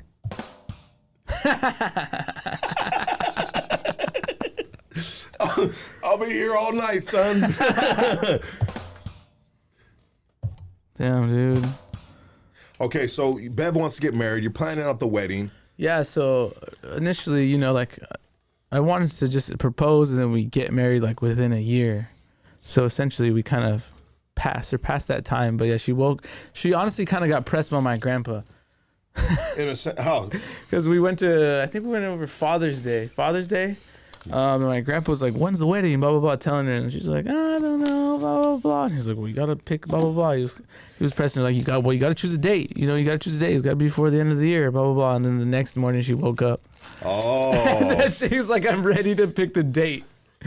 She got pressed by grandpa, huh? She got pressed by grandpa, yeah. But why would grandpa, yeah, shout out to grandpa. But why would a grandpa press her? Shouldn't you, or it's up to her? How does that work, bro? Well, I would always tell her, and I'm just like, all right, well, pick a date. I'm not like, weddings are mostly like, it's... And you weren't tripping either. Yeah, I was like, well, as much as like I want to get married within a year, because when you get engaged and we've been engaged for 5 years, it's like, well, what are you doing? What do you mean, bro? It's like, well, are you talking to me right now? No, I got friends. I got friends too that are engaged. I'm like, yo, why don't you guys just get married right now? I feel like you're talking to me right now, bro. I'm taking this personal, bro. I'm not. Because I've been engaged for like 9 years, bro. I didn't even know you were engaged. I forgot. I mean, I don't even think it's considered engaged anymore. You put it in the butt? No, what? Engaged no more. Hey, shout out to Green Eyes. I'm so happy that Casey is back. Pinky and the brain. Am I Pinky, Green Eyes? What the fuck? No disrespect, just missing Canine to make the Three Musketeers. Absolutely. Oh my God, I have one of the sickest graphics that somebody drew, and it was me, you, cartoon, and Canine's a dog with a chain. That one is sick, dude. I was like, man, I love that one. Yeah, we're only missing one person right here at Hoodstocks, and that's Canine, baby. That is the boy Canine. So, she says, I'm ready to pick the date. Yeah, so then she picks Did you call up your grandpa and say, fuck you, thanks, grandpa? Yeah. I mean, does it make a difference of being, now that you're married, let's rewind it back, but now that you're married, what's the difference? With what, being engaged? From being engaged and now you're married. It's really sharing the vows, honestly. That's really it. And I'll share the link to my wedding. You can watch it. You can watch it on YouTube. I live streamed it. But what do you care about vows when you voted for Trump? I'm trying to think of that joke right now. What does that mean? You said I'm getting deported? No. Some people would say that. Like, oh, you care about vows, but you voted for Trump. Why? What is he? Is he vowless? Or he cheats on his wife? No, I'm just saying, like, Democrats, you know what I mean? Anyways. I didn't follow that bro, one, I'm just having fun with the politics shit, bro. You know what I mean? Yeah, I'm gonna call ice on you. I didn't even vote for nobody. I voted for Ronald McDonald, bro. You know what I mean? No. So let's do this. Billion served. A billion served, exactly. So she says, I'm gonna really pick a date, and how does that go? And it's like June, and she's like, oh, I'm picking October 13th, and I'm like, that's like in 3 months. Yeah. So she look at you and say, well, you probably need to get a job now. No, not even that. It's like, all right, we had to fucking figure it out, bro. And that was like that became my job. Okay. The wedding planner. Wedding planner. It became a fucking wedding planner. So if anybody needs a wedding plan, yo, I got you. I could do it back, forth, upside down, dude. Easy. So, I mean, it's a very long story, but maybe I could abridge it a little bit. I really was like, holy fuck, dude, I got a gang of family. How the fuck is this going to work? And where is it going to happen at? Luckily, my cousin, maybe a couple days before she got pressed by my grandpa, that was the chair. He offered his shop, and that's Total Design Furniture. Shout out to my cousin Mark. The furniture shop. He's like, you could have it. You could have the reception here. At a furniture shop. Yeah, it's a warehouse though. It's a warehouse though. It's a warehouse though. It's a warehouse. I'll show you photos. But yeah, he was like, you can have it here, and we were like, all right, well that kind of works. So that's easy. That takes care of one thing. That takes care of one thing. So did you solely plan this wedding by yourself? Yeah, I did it all. Where was your mom at? She loves you, bro. Where's mom at? I actually didn't really want to involve her because then she's gonna want stuff that I don't like. She's gonna want to like, oh well, let's put this here, and I let her do one thing, and like, thank you for doing that, mom. But like, I mean, it threw it off a little bit. Okay. So like, yeah, so we kind of like, we hit Pinterest hard. I had to make a whole wedding website. I made a whole wedding website. I had to write down all the guests because Bev only has a small family, so like, her invites were like 30 people, and mine were like 210 people. Damn, bro. Yeah, and that's all family. Maybe like 30 is friends, 35 is friends. You got that much family? Yeah, well, because my parents are split, so I have 2 sets of parents. Yeah. So I have to invite all family because, I see them all the time. I see all of them. So Yeah. there really isn't. Did you really have 210 invites? Yeah, for just me. Damn, bro. And there could have been more. Did everybody show up? Maybe like 6 didn't show up. Damn, bro. So how do you, for one thing, how did you afford that, bro? Weddings are expensive, bro. Well, luckily I'm very resourceful, and my cousin let me use his warehouse, so the reception venue is free. Yeah. Right. The reception venue's free. It's really Was it a potluck wedding reception? It was not. No, it was actually catered by my homie Otis at the Alley Cat Pizza, and he catered it. He catered pizza, and then I also had a taco vendor. Your homie? My homie did the pizzas, and then we got another taco person. Okay. So we had pizza and tacos. Why didn't you just have Chinese food? Okay, Chinese. Well, because, look, the way me and Bev approached it originally was like, yo, wedding food always sucks. Nobody wants fucking dry-ass chicken breasts, fucking snow peas, mashed potatoes. Nobody wants that. Yeah. That's not good. Let's be honest. Like, that's not good. So we're like, yo, well, we have these available. Like, let's do it. Yeah. So the homie did the pizzas. Did he do it on the strength? I gave him some money, yeah. Yeah. Yeah. Was it expensive? It was not, no. How much it cost?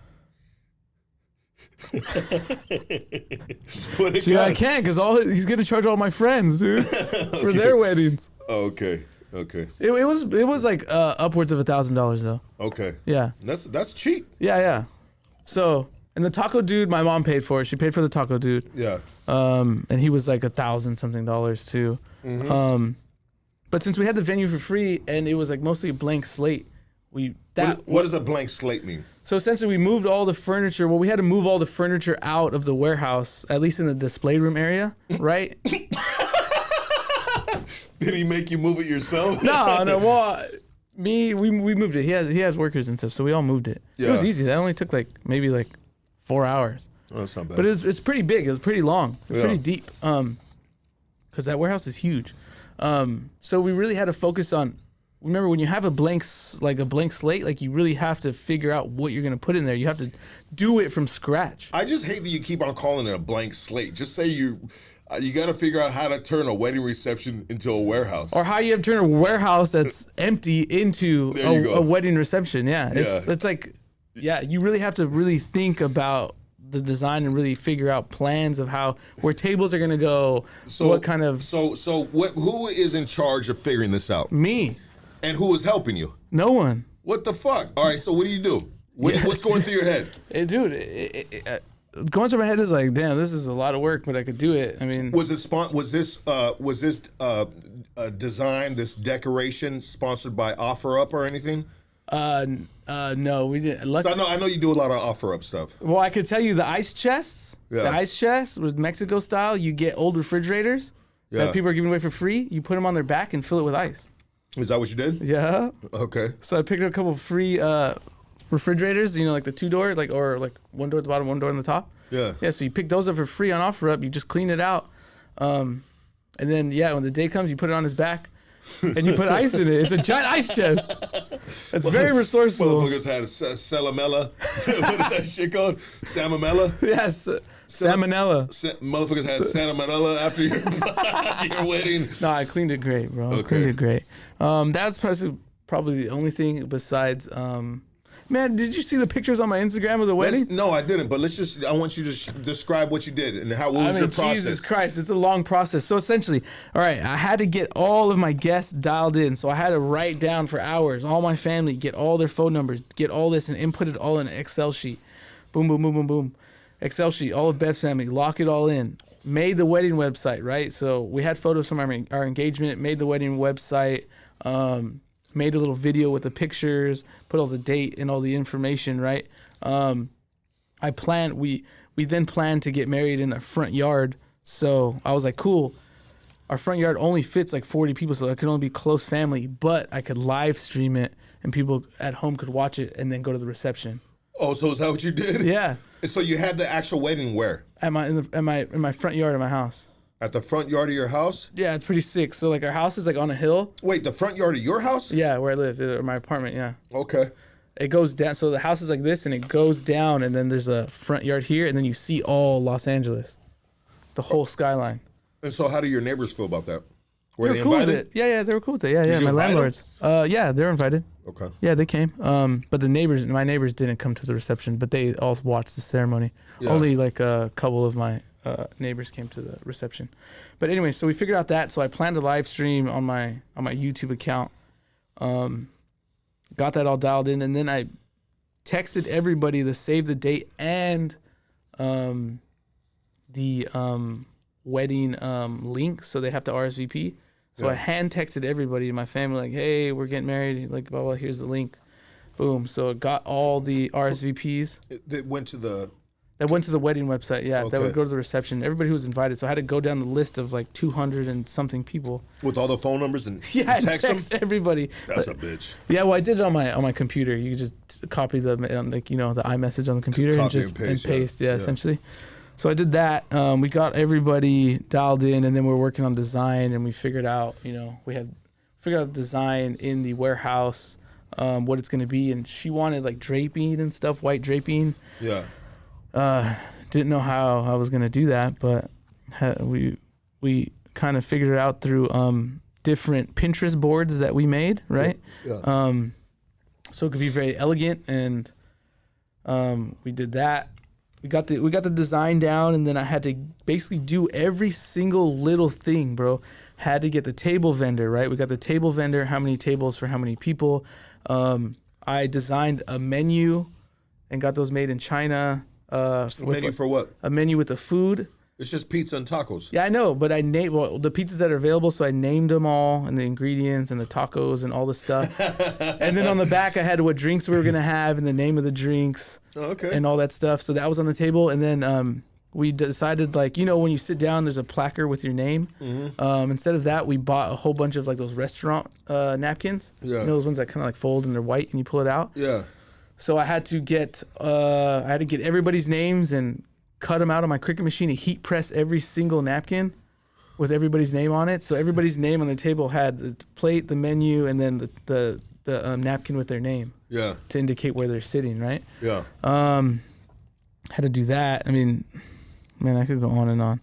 So Maybe it we sounded fast like forward. it was a fucking lot of work, bro. Yeah, because it's basically from zero. So if you and Bev don't ever make it and you end up getting divorced, will you regret all the work that you put into it? No, because it was a great moment. Okay. And it was like, that's what I'm saying. Like, You were excited. Yeah, we put in so much work, and when that day came, I got a custom suit made. I got the custom tuxedo Chato suit for my buddy Alex. That's cool, bro. Yeah. It took me like 5 days to set up in the warehouse. You set it up yourself? Set it up. I rented a scissor lift and draped everything. Yeah. I used my heat press things. I got a whole bunch of stuff from. Oh yeah, one other thing is we had to get like centerpieces and stuff. Yeah. So we wanted these like candles and candle holders. So luckily I use Alibaba a lot. So we planned enough time. I had to buy like 150 of those pieces, 150 vases. I was able to get them through China, super cheap. Yeah. With shipping it was like $200. Everywhere was charging like $800 to $1,000. I was like, yo, what the hell? Yeah. So it was definitely saved a lot of money by being resourceful and kind of knowing various manufacturing websites. So that helped with that. But really we did all the work. Everything came out, but it was really like the day of the wedding was really. It went by so fast. I wish it could have been longer. Did it go by smooth? Yeah, everything went by super smooth, except for one thing is the DJ played the wrong first dance song. What was the first dance song that you were supposed to play, and what song did he play? So the first dance song was supposed to be "Say Yes to Heaven" by Lana Del Rey. Okay, how does that go? Give me the melody real quick. Give me the hook so I know. I don't think you even get it off the hook. It goes like, "Say yes to heaven, say yes to me." I think I've heard that song before. Yeah, I mean, and then what song did he play?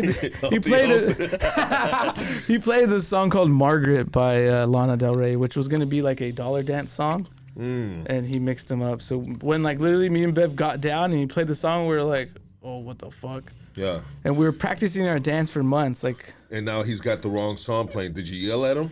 no, we just went and still did the song. Yeah. We still did the dance, I mean. And the dance was off beat. Yeah, it was off beat to the song. And Was it? It kind of sucks. Yeah, that was kind of whack because we practiced so much for that dance on that song. Like, Yeah. Did you guys practice? yeah, we bought the dance on this this YouTube channel where they teach dances and they do have different various wedding dances. So I got that and then I put the song underneath it. So they do the count, so we would just mimic it and practice it and do it, and yeah, it's a cool dance. But How long did it take to get that dance down? months. Months? Yeah. Was it months because you guys both had 2 left feet? Essentially, yeah. We both had 2 left feet, and then we would practice, and we think we got it, and then we would just like forget about it and do other things, and Then you go back to practice again, and you realize, oh fuck, we need to practice more. yeah, exactly. Yeah. So that's kind of how it was. But the wedding was amazing. I mean, there wasn't really any hiccups. It went very smooth, and I mean, all my family and parents were surprised. I mean, yeah, I did it all myself. My family helped me set up. Oh yeah, I even figured out how to do my own photo booth. I did my own photo booth because I went to a party within that time. And I was like, yo, this is just an iPad and a camera. I was like, I got all that shit. Yeah. And I was like, let me figure this out. So I figured it out. And yeah, I have this mobile photo booth set up. Like I have an iPad on the camera. Yeah. And a light. And then like, boom, that's it. Damn. So I figured that out. And the software is only like $70 for a party. And I like designed like I didn't do printing because it didn't have the printer, but you could do airdrop and all that stuff. But I designed like a frame around the picture. It was one picture. It was kind of like prom style, so it was full body. Yeah. And I designed like the set. It had like various pedestals and draping and candles and stuff. So. It was really like my fucking wedding, really. How much did Bev appreciate all that work you put in? Yeah, she appreciated it a lot. She because she doesn't come from like. Was she blown away at what you did? She was, yeah, she was. I mean, figured out how to drape huge. I had to go downtown, find all the fabrics and the different lengths and the amount of yardage. Had to do all that math and just knowing graphic design and having a heat press and a Cricut machine and doing so many things. Like, so you're telling me you needed this time off from Hoodstocks? Essentially, yeah. Essentially, I did. That, and that's what I told you too on the phone. I said, yeah, but I had so much shit going on, dude. Like, yeah. It would have been hard. Yeah, for sure. Yeah. So well, the only thing I regret is not being able to spend that special time, that moment. I know, dude. But, Because I wanted you guys to come. I mean, I know. You didn't want us to go that bad, though. Well, I didn't have any fucking room, dude. Jesus Christ, it was all family. Yeah. At least on my side, like, geez, it was crazy. But man, it was a great time. I'm really like the vows. That's what I'm saying. Like really, like walking down the aisle, like Bev coming down. Who married you guys? We found this woman named Mitzi Schwartz on this one page, and she interviewed us. Yeah, she was a Jewish woman, but she interviewed us, and she did a real good job. It was like funny and like whimsical, and she like really tied it all in really good. Yeah. We really thought like, oh damn, is she gonna like kind of be reliable? But she did great. She did great. You could watch the live stream. It's called A Famous Wedding. It's called A Famous Wedding, and it's under the YouTube channel Paleo Studios, PALEO STUDIOS, and you could see the live stream there of our whole ceremony. And it was really great. I really took time and wrote these vows and really, meant it all. And I'm sorry for eating the candy, bro, but you just don't understand, bro. I got a fucking nicotine problem, dog. And this bro, this candy. I'm like, damn, let me fucking get some candy. I'm good. Why? What do you? This candy right here is helped me with not smoking, guys. And I can't smoke, man. That shit kills me. So little by little, I'll get rid of this candy, and I apologize. All right? I apologize to you guys about... Can you hear it like that? A little bit. I was you're getting close. Yeah, why are you sucking on it like that? Because it's bomb, bro. Why do you gotta open your mouth? Just don't open the mouth. Have you ever been around me when I eat?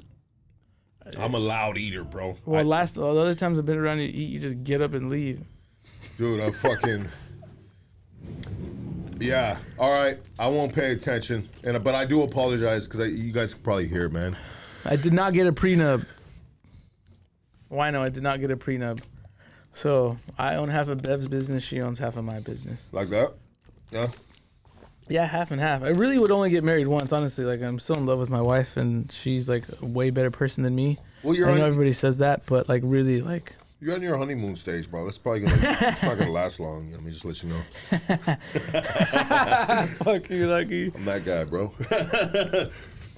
Well, you know what, bro? I gotta get married too. So check it out. And I'm gonna marry my girl. She's watching right now, babe. Tell me the date. Tell me the date, and we go to Vegas. That'd be sick, Elvis. Yeah, we'll go to Vegas. Me and my girl went to Vegas. We already talked about it. We're gonna go to Vegas, bro. We ain't got no motherfucking family. We ain't got nobody, bro. That's tight, dog. So like, that's at our house. That's Wait, where's that at? Like, that's the reception. Oh, you did all that? Yeah, bro. Damn, fool. That's just gangster, dog. That's sick, dog. Looks like a real And professional then thing. and that's the photo booth that I did. Damn, that's a sick ass photo booth, bro. Like, people were probably dying to get in there to get we the had photo. a piñata. Hell yeah, fool. Fucking. That's sick, dog. It was fun. It was kind of like it was a party wedding, like a reception. You know what I mean? Yeah. I didn't want it to be all formal because that shit's always boring. Yeah. Like, all weddings, all that stuff's boring. You know, when can I talk? When can we move? It's like, I mean, were you getting fucked up I ended up getting fucked up. Like, once I got to the reception a little bit later, yeah. a little later? Yeah, You I just woke let up with a loose? mad hangover, yeah. So you got faded. Yeah. But not faded that you were just like throwing up or anything. No, luckily. Yeah, and yeah, this was it right here. Yeah, so we like, man, we had such a great wedding. Everybody was like, yo, that's the most fun wedding I've ever been to, bro. We had a mariachi. It was cool. We had the best food. I mean, come on, tacos and pizza, like all you could eat. Like, Well, I think nowadays, people that are getting married now, man, they're not having no boring weddings. yeah. Yeah. I'll invite some fans. Why not? Shit. Live stream it, baby. Yeah. Me and my girl, you know, we ain't even tripping, to be honest. Shit, to be honest, sorry for repeating myself. It could just be me, my girl, and our babies, man. And we'll be straight with that. For real, for real. It's like that. That's kind of like what me and my girl, we move, like when me and her, we move in like stealth mode, you know? And my girl ain't a big old look at me, you know, wedding like, I know to my girl, it ain't all about what it looks like. It's all about what it really is. And it's the moment, it's the heart, it's the real love. We go through some rough shit, man, straight up. But shit, if I'm gonna marry anybody, I'm gonna marry my girl. And if she's gonna marry anybody, she's gonna marry me. So we're gonna marry each other. Hopefully sometime soon. I really wanted to do it this year. Let's hear that from, okay. So. Sorry, my bad. Yeah, no, I would send people the link right there so they could watch it right there. Yeah, you guys check it out, man. Lucky, can I come to your wedding? I'm your son. Well, as long as you don't, stay too long and eat too much, you can come, son. You can come, son. You can come. I just subscribed. Thank you. Or thank Shout you to out. him. Yeah, you just subscribed to his. To that. mine? Oh, Yeah. no, that was just the wedding one, yeah. Lucky should live stream the wedding like the podcast and take. Yo, that would be fire, bro. You know what is crazy, man? Is anyways, yeah. So the wedding is it's kind of a long, boring story, but I had to design a lot of stuff. I had to figure a lot of stuff out. I got it all done. It looks beautiful. It was a beautiful day. I wish the wedding was 2 days long, just because like it goes by so fast that one day. Like have a ceremony and like the reception, like man, there's not enough hours in the day to celebrate all that and really like to really take it all in. Yeah, to really take it all in and all the work. Yeah, and the work. No, for you to really appreciate the work that you put in, look around it and really, you know what I mean? And you know, that's different, bro, when you did that all by yourself. And salute to you on that, bro. And congratulations to you and Ben, bro. Thanks, bro. Congratulations, bro. Thank you. Yeah, absolutely, dog. Thanks. You maybe Bev and I were like together a year before we even met each other. Yeah. Like you and I, so. Yeah, for you've been there the whole time. Yeah, I've been there the whole time. Just not at the wedding. It's all right. It was fun. Yeah, unlimited alcohol. Everybody's getting all turned. We had a little like smoker section outside with a whole bunch of sofas because it was a furniture shop. Yeah. So we put a whole bunch of sofas outside. Shit, I'd have went home with one of them sofas. They'd be like, this fool stole a sofa and a love seat. Oh, man. Everybody give Casey congratulations to Casey and Bev, man. And Bev is the sweetest girl you ever meet. Really? Straight up. She's a freaking sweetheart, man. And then 2 weeks later, right, Bev has a dream that she told her mom that she thinks she's pregnant. I was like, what? Yeah, she had a dream. She was like, I had a dream. It was weird. I had a dream that like I told my mom I was pregnant, and I was like, wow, that's weird. Yeah. So then she's like, oh, I'm going to take a test after work. So then I pick her up from work, and then I just drive straight home. And then she was like, we're supposed to get a test. And I was like, oh, I forgot. Did you forget? I did forgot. Oh, okay. I forgot. So then we, Instacarted some tests. We got like 3 tests, and then she took the test, and she found out she was pregnant. There you go, baby. So, and then, so we go to the doctor maybe a couple of days like later, and we found out that she was like already like, I don't know, like 6 weeks. So she was, and this is after. So she got you before you got married. You planted the seed. Yeah, essentially, yeah. So she was pregnant during the wedding because she didn't even have like a desire to drink alcohol too, which was, I mean, not that she drinks a lot, but yeah, she was like, yeah, I'm just not feeling it. And then all those signs like all made sense. And yeah, we found out 2 weeks later after the wedding that she's pregnant. We're like, oh fuck, this is crazy. And I was like, I thought I had more time. Has she been drinking at all? No, not really. Well, we went out. So actually, after we got married, we went to that one old Danish city, right there near Santa Barbara, Solvang. Okay. We went to Solvang. I heard it's beautiful right there. Yeah, Solvang's cool. You can see it all in one day. But really, and then we went to Los Osos, which is right there by the beach. Did she have some beers? We had some wine, but that was it. Yeah. That was it. So that was the only time she drank, really. She had one drink at the wedding. Well, you got to be careful with alcohol, bro. Yeah. Sometimes it can fuck the kid up. Yeah. I mean, would you be upset if your kid came out like cross-eyed or something like that? Yeah, I would probably be sad for sure for a little bit. If your kid was cross-eyed? Yeah. Yeah. Maybe. Cleft lip? Yeah. Yeah, any disorders. That's what everybody's always scared of, really. I mean, yeah. I guess maybe I really have 2 fears, and maybe one fear was maybe not knowing if I could have a kid, as like I told you, right? Yeah. Not that I never knew if I could or I couldn't. I've just never had one before, so, who knows? I mean, I was already 30 years old, so it was like, All my kids come out looking perfectly fine, but they're just retarded in the head, bro. You know what I mean? Yeah, I don't know what that is. It's their baby mama. It's their baby mama. That's her gene right there. Yeah. Fucking, look at this fucking stupid ass kid. That's from your side right there. No, I'm just.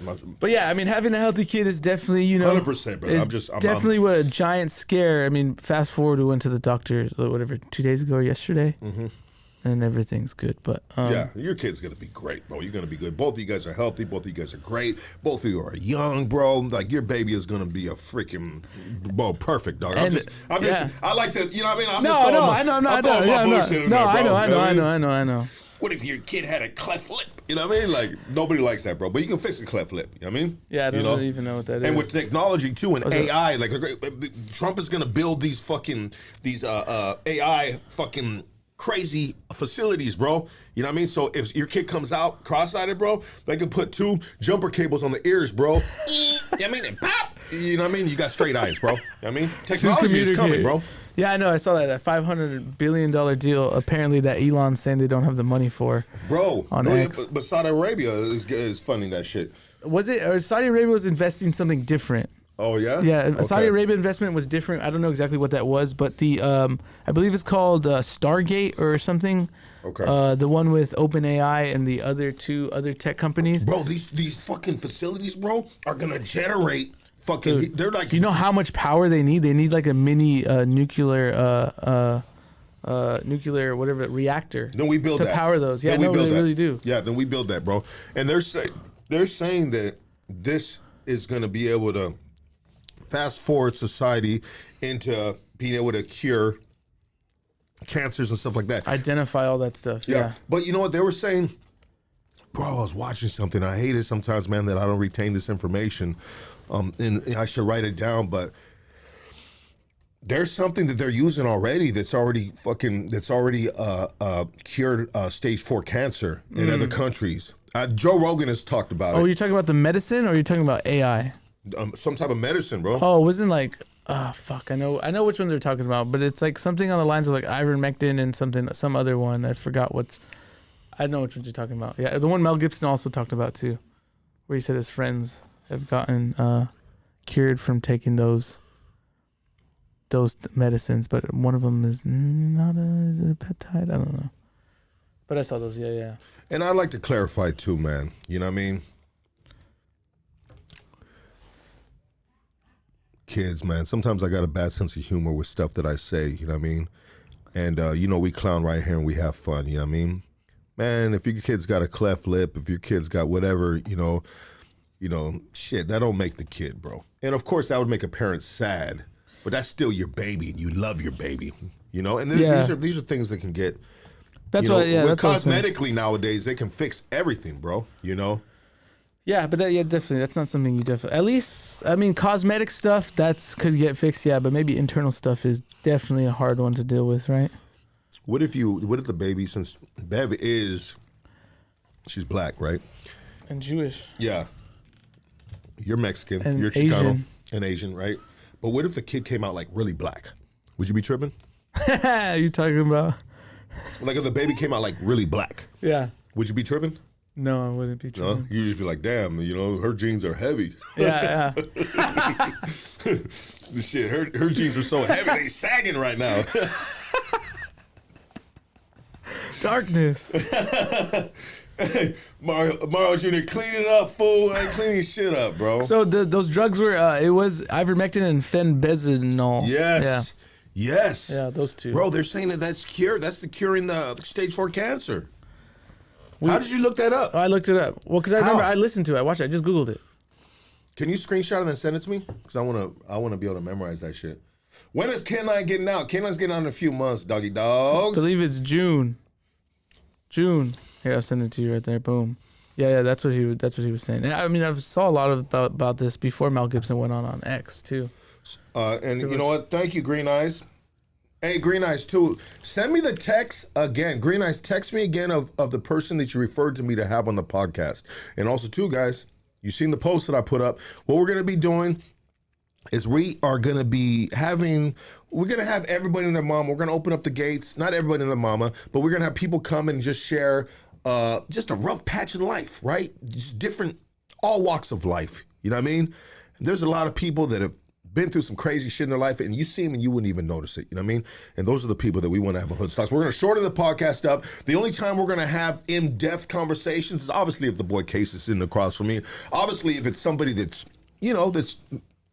famous or something like that you want to know that, or someone that's been out of a life prison, that's when we'll share. But around that, we're going to kind of shorten up the podcast, at least on my end, on my side, even though we have new shows coming in. Casey's got a show coming in. When K9 gets out, K9 will have a show.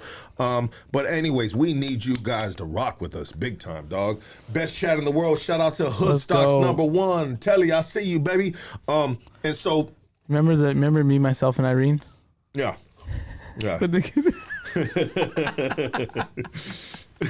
It's always funny, bro. I like the dark humor, dog. That shit's hilarious. I love the dark humor when just like they do just super random shit that's insensitive, right? Like, what's his name does that a lot? Like the Happy Gilmore. Yeah. Adam Sandler, they have that. That's that, you know what I mean? That type of humor. And I fall out my chair when I see shit like that. So that's why what if you had a cleft lip? You know what I mean? What if you came out looking like this? You know what I mean? Getting out full Caucasian. Because when you see that on movies, that's the shit that gets me. I fall out my shit on that. You know what I mean? That shit's hilarious. And then sometimes my girl be looking at me, she's like, "You're a fucking asshole." You know what I mean? That's why you love me, bitch. You know what I mean? Oh my God. But anyways, so I'm having a boy. That's what happened. You're having a boy, a little Casey, man. A little Sheesh. boy. Due date is in June, so he's coming fast. He's coming fast, guys. I'll see you right there, Julio. You said you got some stories out of Vegas. Get at me, dog. You know what I mean? We got a dude coming. Shout out to Brock, man. Brock's gonna be coming from Sacramento, dude. Ever since I put that post up, I got all kinds of people just reaching out saying, "Look, thank you for opening up the gates. We're ready to come." You know what I mean? We're ready to go, bro. I got crazy shit, man. Someone in there's been asking where my parents are from, and I guess I could tell you. Sorry, L.A. Chica or something. Yes. L.A. Clica. If we go to my mom's side. My grandfather is from Guadalajara, from Degollado is the city that they're from in Jalisco. On my dad's side, they are from Michoacan, and my grandparents are from a town that is, I think, close to the water. Let me see. I could tell you right now. I have it saved on the maps. Here, but they're both from Mexico. On my mom's side, my great grandparents were like light skinned and had blue eyes, which is crazy. But yeah, my grandparents are Villa Victoria in right there in Michoacan. So I think that's close to like Colima and stuff. Right on the border. What's his name? The homie Cycle says, look, he's half Asian. Come on, dog. I seen you looking at me in the showers at the gym, homie. That doesn't make me half Asian, fool. Stop it. Yeah, so that's where my family's from right there. I guess that's where my lineage is from. And you know, you guys just get at me too. 213-842-4785. Send me a text, bro, and we're going to start lining up these guys out of Vegas, anywhere you at, bro. Come on through. We're going to figure out. We'll jump on a phone call, dog. You share a little part of your story, dog, and then we take it from there. We move it from there, bro. We're moving at a fucking high level right now. Your boy Lucky has got his head screwed on straight. I got my right-hand man back, you know what I mean? Better than ever. Married man. I mean, got a baby coming. Damn, homie, you know what I mean? We gonna, It's time to, bro, we got to really get up out this. We got to get our Goonies, and we got to just get up out the gutter, dog. Yeah. You know what I mean? And I'm telling you guys, man, we need your support, man. We need your support, guys. Shout out to Jonathan, baby. I see you, dog. I see you. So, you're having a baby. Were you initially, what was your thought when you found out Bev was pregnant? I was like, holy shit, that was fast. Yeah. I was very surprised. I was surprised. I was surprised. I didn't know that. I mean, it's not that we were trying, but like we didn't really care, you know? As in like, we didn't wear protection, but it wasn't like, yeah. Oh, are we trying to get pregnant? It was like, we were just doing our thing. Well, it's kind of good the way it worked out, because it's not like she got pregnant before and it's like, oh shit, we got to hurry and get married. Yeah, you know what I mean? Exactly. Yeah. You know, so it obviously it was in God's timing. Yeah, exactly. I mean, maybe low key we kind of were planning, but I mean, I guess it was basically just like we thought we were just practicing because. Yeah. I mean, we didn't know how or when a seed would, Yeah. would fertilize. Well, sometimes after sex, a female will run to the bathroom and, you know what I mean, that shit out, you know? Yeah. And then sometimes, you know what I mean, if you're trying, you have her lock her legs together and stay there for a minute, you know what I mean? Or you get her by her feet and you put her in the upper position so the egg goes deeper into her, bro. I mean.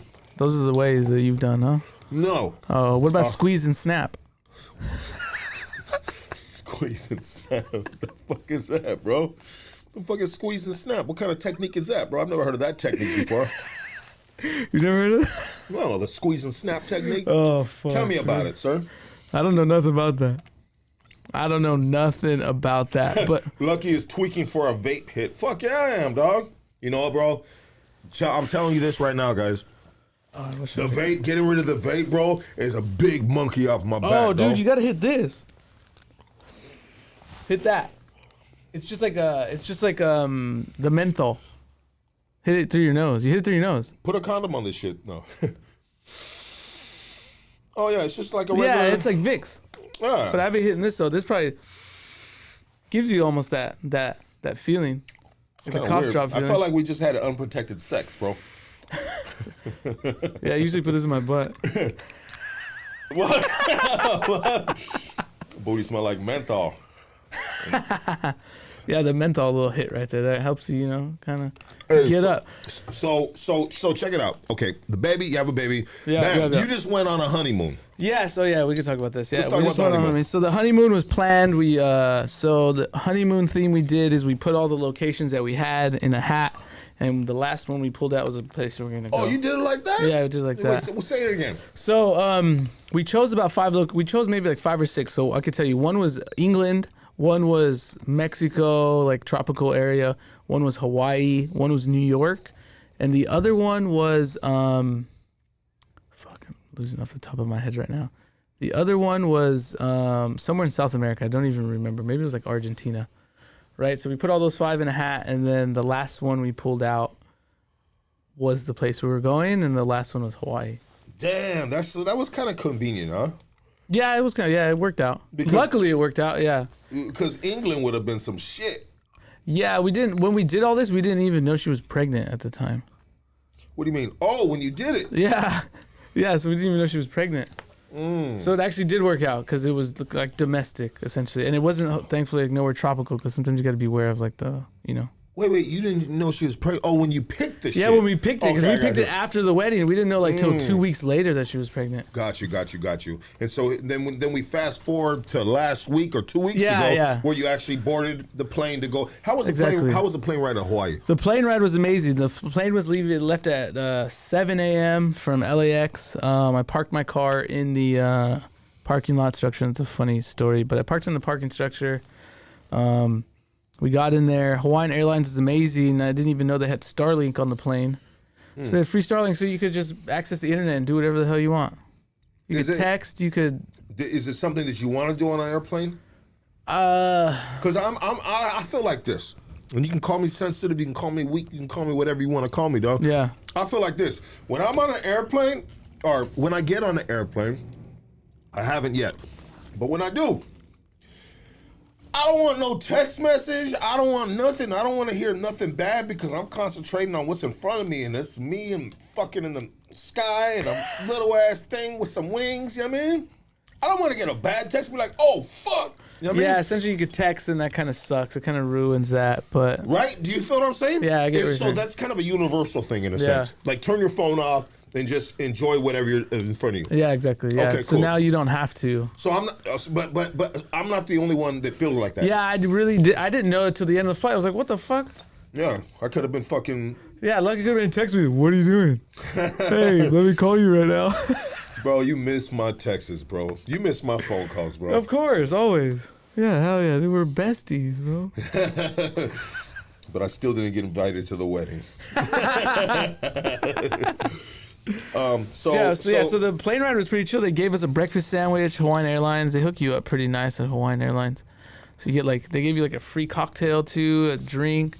They give you a breakfast sandwich. Well, we went in the morning, so we got a breakfast sandwich. If it was like afternoon or dinner, you get like whatever that may be. But they gave you one of those Hawaiian Honolulu Cookie Company cookies that are the most delicious cookies. I'll bring you some. I have some. Okay. I forgot. I have some at the house. I'll bring you some of those. The best cookies I've ever had. The shortbread ones. Yeah. And they use like real butter. They don't use any bad ingredients, and they're phenomenal, honestly. So when you get off, and because I always seen it in the movies, or at least I used to see it on Fantasy Island. When you get off the plane, tattoo would be right there, and he put one of those things around your neck, bro. Yeah, that didn't happen.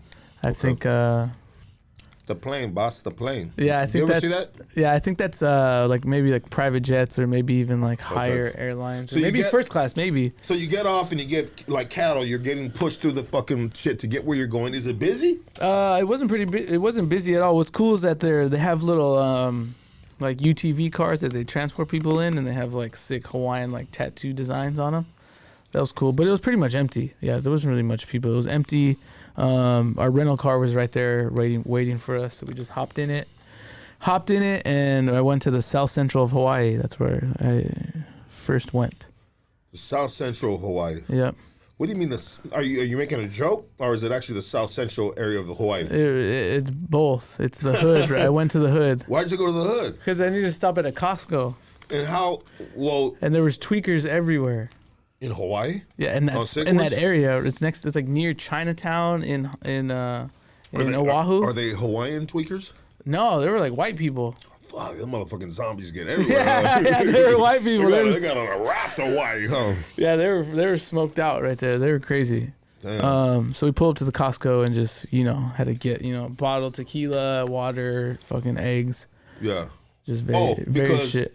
Because you stay there for a week. We're staying there at Airbnb, yeah. Oh, you had an Airbnb. Yeah. Okay, cool. Yeah, so so you're being frugal. You're being smart with the money. Well, at least getting water and shit. Because we also had a car, so just have waters in the car. And you got an Airbnb with a kitchen. Yeah, with the fridge and stuff. So we didn't really buy much food. We just mostly bought Gatorades, water, mixer, tequila. Obviously was for me. And then like some snacks. I did buy some eggs because I was like, what kind of eggs they got here? And they had like locally grown eggs, like in a plastic container. And I was like, oh, these are sick. I'll just buy them. But I didn't even eat them all. Did they taste any different? No, they didn't taste any different. They didn't look any different. Yeah. There's really, and then I looked it up. I was like, well, is there really any difference? There's really not a difference between like cage-free egg, organic pasture-raised egg. There may be maybe it's off like 1 gram of protein, but really there really is no difference. Okay. Yeah. So yeah, I mean, the first spot we went to South Central of Hawaii, Oahu, right there. Saw all the tweakers. It was crazy. This is a crazy story about Costco. So the Costco parking lot at that one in Oahu, or the one on I guess it's like the south side. They only have a limited number of parking spaces, so you have to wait for parking. You really have to wait for people to leave to park. So when you get into the Costco, it's actually not packed. It's empty. Yeah, because it People can't are just waiting. be a rush. It's like, hey, we got 800 stalls, so 800 people could be in here at one time. Is that something they do on purpose, or is it just a lack of space? I think it's the lack of space. But it actually worked out really nice because the lines aren't long. Yeah. You go by smooth. There's not people fucking slamming you with their carts and shit. But we got there, got to our Airbnb, and then we hit the beach and really just lived it up. We hit the beach, down the street. The water is cold at this time, January. It's like 72 or something. It's not super cold, but it's colder than what it usually is. But it's hot outside, so it actually feels good. It doesn't really feel like, oh damn, I'm in warm water and it's warm outside. Yeah. So it was actually a good it's a good contrast, right? Hit there, hung out with my buddy. My buddy's an 11th grade teacher over there in Hawaii, in Oahu. He teaches out over there. Shout out to Trey. So he linked up with him and his girl, so we hung out and we just chilled. We just drank a little bit, ate some food, and then went back. And the next day we just started hitting the island. We just started driving around. I've been there before, so we were in Honolulu, so we were driving to the north shore of Oahu, which has like Pipeline, the famous surfing area, where all the surfers go, where the main surfing competitions held like later, I think in February. So we went there. We saw people ripping on the surfboards and hitting those fat waves and shit. That's sick. It was sick. There were some boogie boarders too getting it in barrels. Yeah. We were just chilling there, drinking, driving around, hitting the east side of Oahu, just basically canvassing the whole city, dude. We were hitting all the beaches. We hit like Waimea, like all the famous ones. Bev's never been there before, so we were hitting all those, hitting fire food. We hit like all the garlic shrimp spots, all those little sauteed shrimp that they like fry in the wok and stuff. That's nice, yeah. Hitting that. I went boogie boarding with all these kids. I found a broken boogie board, and I hit this one beach on the east side that had a super beautiful view of like Molokai and all this stuff. Yeah. And the waves were all nice, so I was hitting the boogie board with all the kids, and it broke in half. Yeah. It was nice. I was hitting the boogie, and we were just like hiking and just really living it up. It's really nice out there. It didn't really run into any crazy individuals, but there was a stabbing like 2 streets down. Like some dude stabbed like 3 people, like at 3 a.m. Wow. I mean, it's crime everywhere, right? Yeah. How was the Hawaiian, the culture, the people? The culture was I mean, I was mostly in the tourist area. I would pull up to like certain spots, and they were cool. There was one dude. I went to this one spot called like this one Hawaiian restaurant, and I was recording the front, and the dude was like, "Hey, what's up, brother?" Yeah. He's like, "Have a good day." And I was like, "Hell yeah!" But that was really the only interaction I really had with, other than the kids that I was fucking boogie boarding with. Yeah, you didn't really chop it up with the locals? No, I wasn't really around them that much. Because you were in tourist parts. Yeah, we're doing tourist things. We went whale watching. Okay. We How was that? saw some whales. So I guess around this time and later in February, the humpback whales come. Yeah. And they're going to Alaska, or they're coming back from Alaska. And they don't look like Shamu either, right? No, those are the killer whales. The humpback whales are like long ones, like with wide front, you know? Was that with like the barnacles and stuff? stuff. Was that pretty amazing or what? Yeah, Bev's always wanted to go whale watching, so luckily we were able to see 3 whales. Yeah, sometimes you pay and you don't see shit and you just asked out. Sometimes my girl wanted to go whale watching, so I took her to the Santa Fe Springs swap meet. It's a great place to see whales. All right, hold on. And we wanted to go shark diving. We were gonna go cage shark diving. That's pretty crazy. We were gonna go cage shark diving, but then my buddy's a girl, Justine, was like, "Don't go," because last week somebody's arm got ripped off. Jeez. And then Bev was like, "Nah." She was like, "Nah." I was like, fuck. Well, she didn't want a one-armed baby daddy. You know what I mean? You'd be fucking devastated if you lost an arm, huh? Yeah, for real. Anybody would be, bro. Yeah, that's not the business. So, went to a luau. You know, luau, saw the dancers and ate all the the food and stuff. How was those luau's? The luau's are cool. The luau's are really nice. It's a cool cultural thing because you hear them yelling. They do their yells. They do their different various dances from different islands, different Polynesian dances. Those Polynesian dances are hard, bro. I went up and I danced. I had to volunteer to dance, so they had me doing the hula dance. I mean, you didn't have to volunteer. You volunteered to volunteer. Well, there was nobody else volunteering, and I was like, yeah, I'm not going to be a bad sport. Like, yeah, so you went up there and did it? So I went up there and bro. did it, but I lost because this one dude that was there, he was like a water polo teacher, and he had all his freaking, he had like 3 tables full of people cheering for him. Oh, so it was the louder cheer. Yeah, and I was like, yeah, whack. it's all good. I mean, you I never hulaed my heart out though.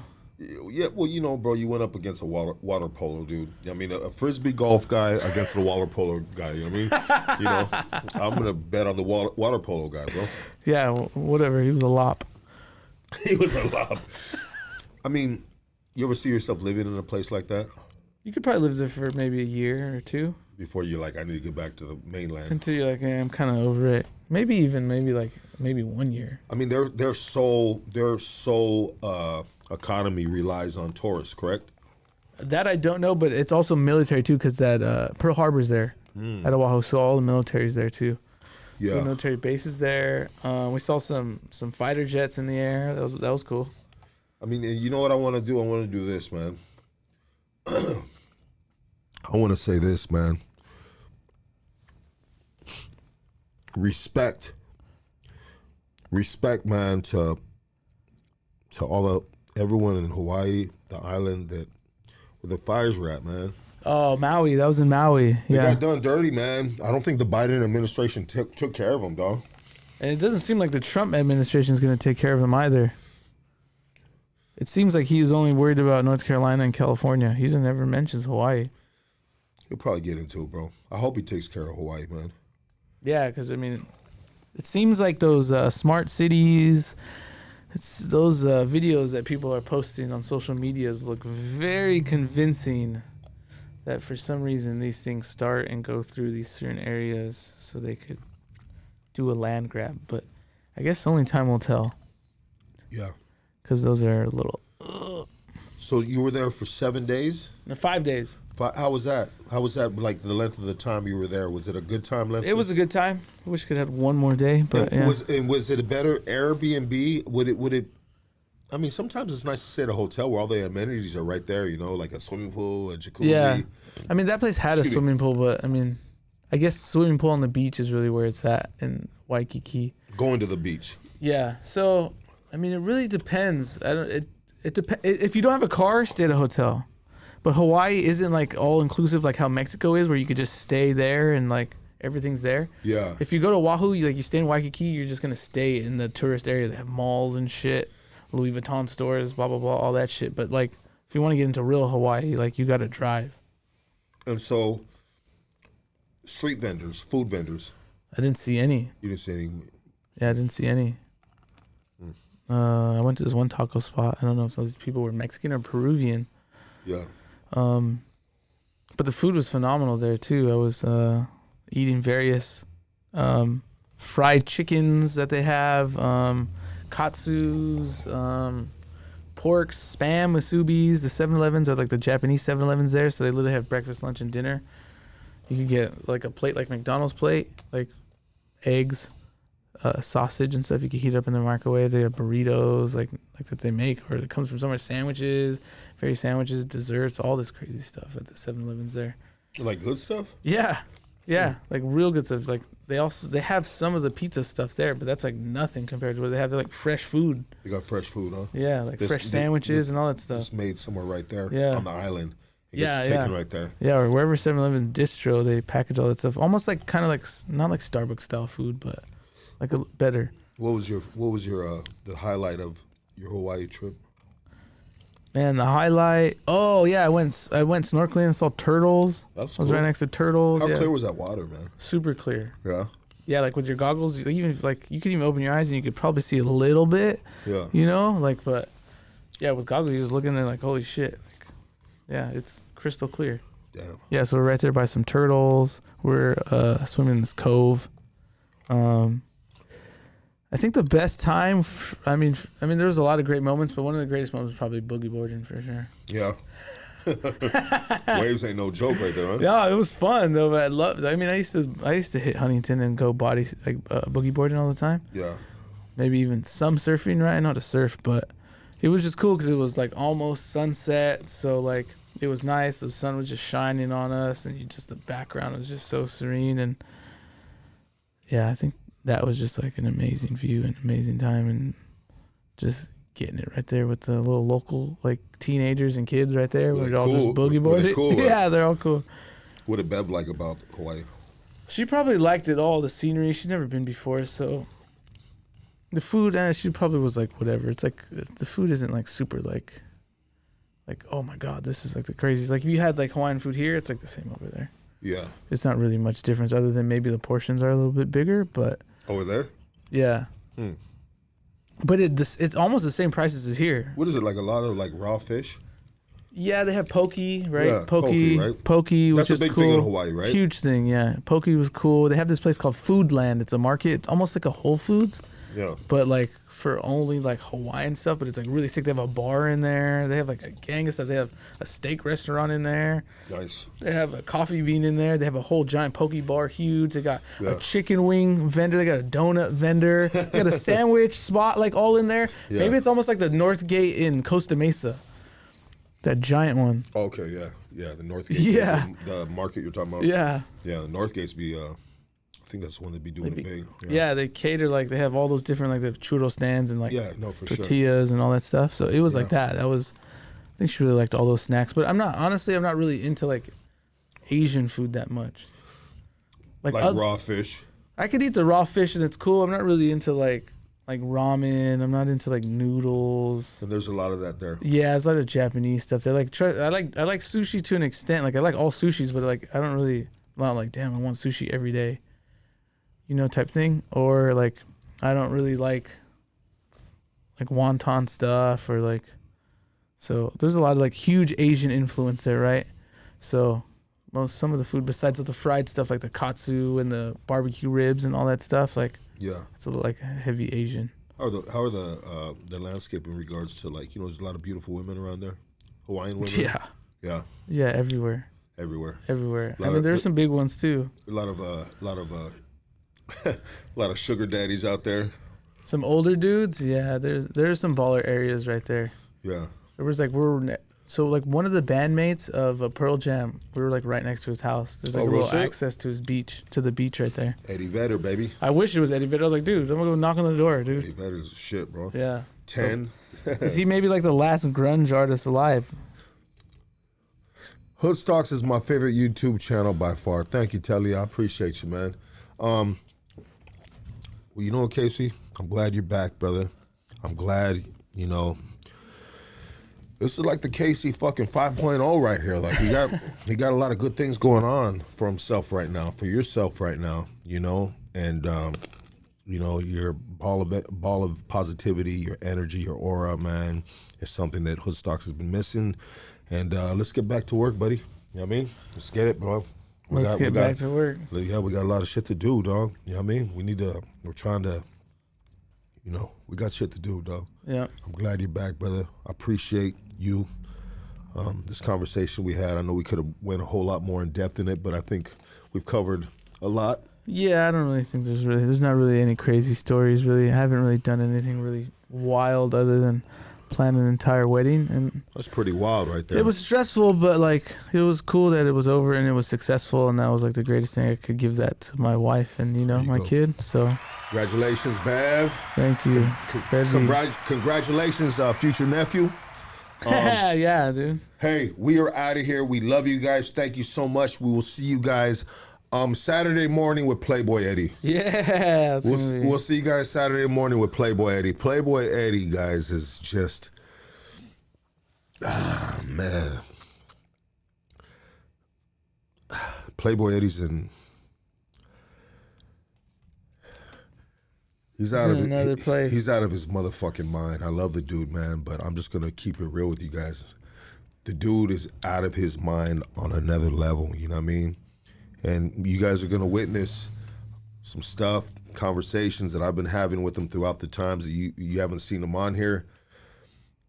Rub maps, baby. Yes, sir. But yeah, we got Playboy Eddie, and we're not sure what time Playboy Eddie. I'm going to call him up. He's back on the streets. Stomps off the payroll for good. No, Stomps ain't off the payroll, man. Stomps is still a part of Hood Stocks. You know what I mean? Stomps is still part of Hood Stocks. Shout out to Big Stomps, man. Shout out to Blythe Street. Shout out to Panorama City. Shout out that whole section right there. This is a good one. Y'all been killing it lately, Lucky. Thank you, Turtle Ninjas. I appreciate you, bro. You know what I mean? I appreciate you guys.